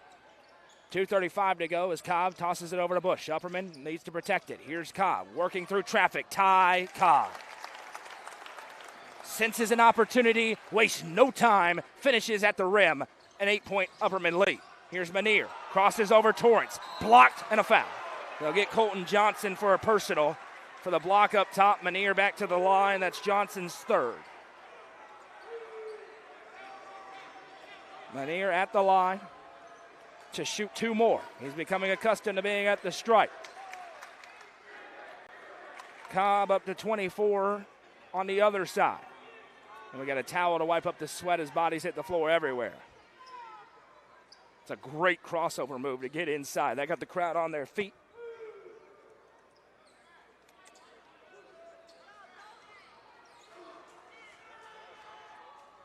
Manier sets up. Just went 1 for 3. Able to adjust and hit the first. Back to a 7-point game at 54-47.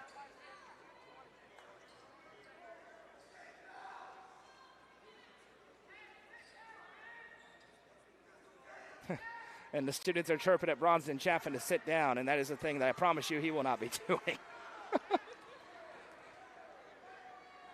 Next one for Manier. Rattles home. It's good. Back to a 5-point game. Make it a 6-point game. 54-48.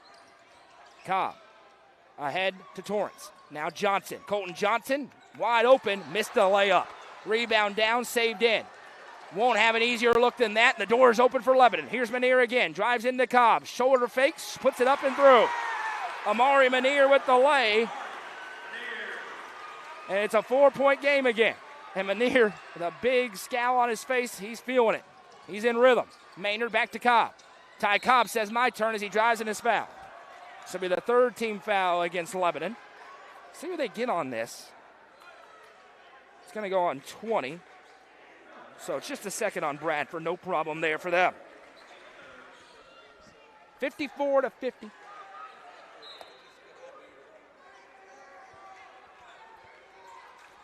Cobb across the timeline here with a 4-point advantage. Lebanon has done a sensational job of slowing this game down in the half court as Searcy steps to Cobb. Sends it over to Torrance. Now Johnson, swipe from behind. It's a steal. Now Manier running the floor. Manier up, blocked with authority, and they'll call it a goaltend. Wow. Manier gets the 2 as Cobb smacked it off the backboard. And now the extracurriculars continue. It's getting very chirpy with Cobb and Manier. My goodness, that was a ferocious block that they called a goaltend. Lebanon back within 2, and Upperman cannot stop turning the basketball over. Anytime somebody other than Zero's had the ball, it's been a turnover, as now Bobby McWilliams, sensing that, calls timeout. 54-52, 1:27 to go, a quick cash pawn. Timeout on the floor. It's a full timeout. We will step aside one final time tonight in the high school basketball game of the week, presented by Mayberry's Furniture on the Watson Chevy UCR Media Network. Loading the kids in the car, brokering peace in the back seat, mastering the snack handoff without even looking. Why are simple things sometimes so complicated? Thankfully, with auto owners, insurance doesn't have to be one of them. We work with independent agents who keep insurance simple, so you can worry about more important things, like figuring out what's growing in that cup holder. That's simple human sense. Visit swallowsinsurance.com or call us today, 931-526-4025. Protecting your future. It's what we do.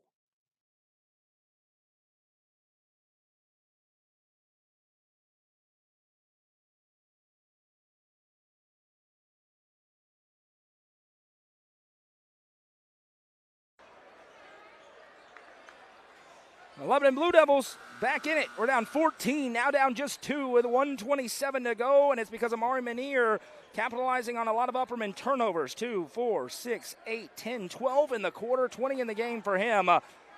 For the Bees, they have been turning it over at will. Essentially, when they haven't, it's been because Ty Cobb's had the basketball. Everybody else has been hot potato as Bush gives over to Johnson. Johnson, here comes the trap. Tries to get it away. It's knocked out of his hands back to Torrance. No foul called.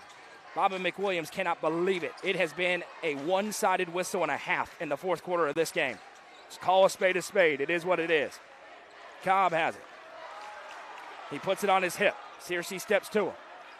Cobb goes to work, weaving through traffic. Ty Cobb pulls up and hits. It sat up there, bounced around, and went through. Ty Cobb back to a 4-point Upperman lead. Here's Searcy. Sends over right side Anglin. He'll trigger the 3. Won't go. Rebound fought for Torrance. After the Maynard clear out, now Cobb has it. 4-point lead, 40 seconds to go. Cobb accelerates past Searcy. Here's Ty Cobb. Over to Johnson. Colton Johnson blocked. Cobb wrestles it away. Cobb goes back up strong and finishes. Ty Cobb. Night. Time to go home. 30 seconds to go now. Now he loses it. Away from Manier. Maynard with it. In transition, back to Cobb. He will wait. 6-point lead for the Bees. No fouls yet. They're trying. Now they'll finally call it. 4th team foul against Lebanon. TJ Searcy called for his 4th personal. Bobby McWilliams called timeout, and Ty Cobb said enough of this. Came out with 6 points in the last minute. And Jim McDowell is going to call timeout with 13.8 seconds to go.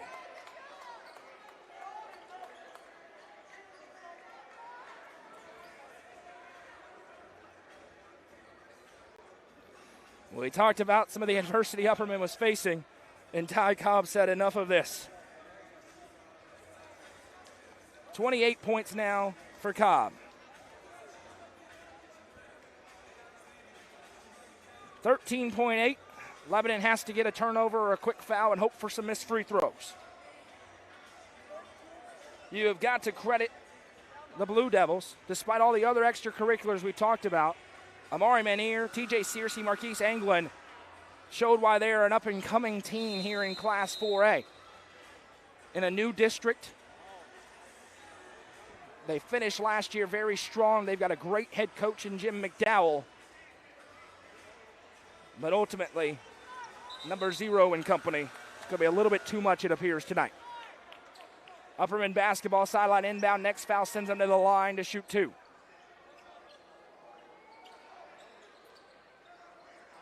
Two players shadowing Ty Cobb. Somebody's going to be open.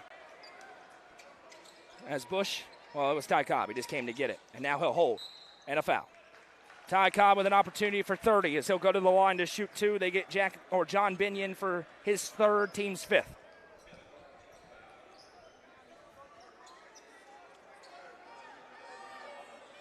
And Manier and Cobb have been going at it. Both have played great tonight.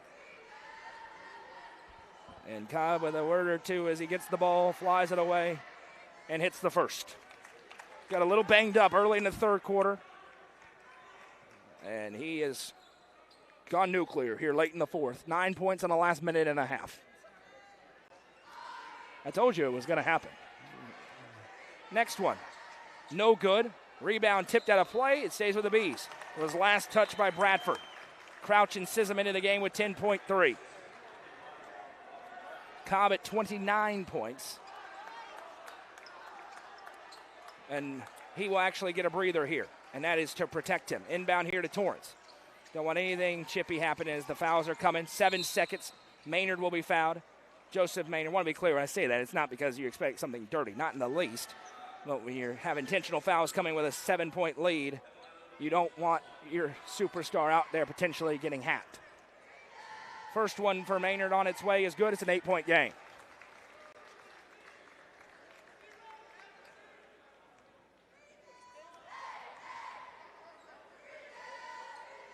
Next one, no good. 6 seconds here for the Blue Devils. Manier has it. 3 seconds, sends it over to Searcy. It's knocked away by Torrance, stolen away, and that will do it. Fun basketball game tonight in the books. Upperman gets it done, 60-52.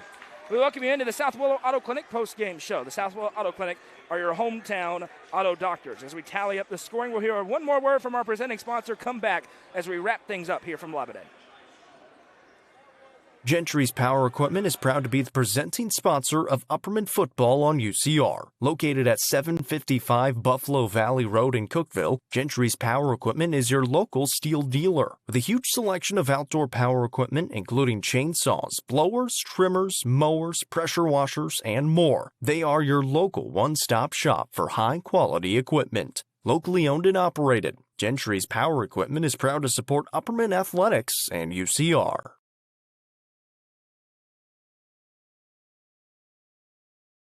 It's the South Willow Auto Clinic post-game show. Scoring from the games for the Bees is as follows.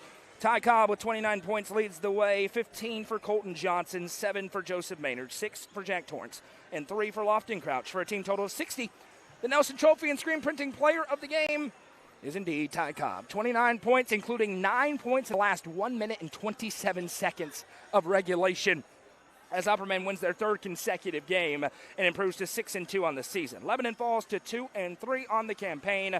The Bees in action next Monday at James Lawson in the Nashville area. Boys only in that one. The girls will be at the Kings Academy in Seymour out in East Tennessee on Monday night. Well, we hope you can go and turn on UCR2 right now because Pickett County and Oakland are going to overtime. Oakland hits a 3 with 2.7 seconds to go to tie. Jacob Vincent has the action there for Murfreesboro. Overtime on the Watson Chevy UCR Media Network. It was the Lebanon Devilettes getting a win 38-36 over Upperman earlier on tonight, followed up by a Bees victory 60-52. Hope you'll join us tomorrow night from Livingston Academy as the Lady Wildcats welcome in Macon County for an Upper Cumberland girls basketball matchup. Tip off at 6 o'clock. The great Craig Cantrell and Jacob Vincent on the call there. Keep your eyes on UpperCumberlandReporter.com for the latest coverage of high school sports throughout the area, including local area signings. Those are already up and more to come. Thanks so much for spending part of your Friday night with us. Thank you again to Gentry's Power Equipment and the presenting sponsor of the Game of the Week, Mayberry's Furniture, for making it possible for us to be here tonight, 100% free to watch. That'll do it for us. I'm Noah McKay from Madison McKay on camera, and everybody at UCR. We say so long from Lebanon.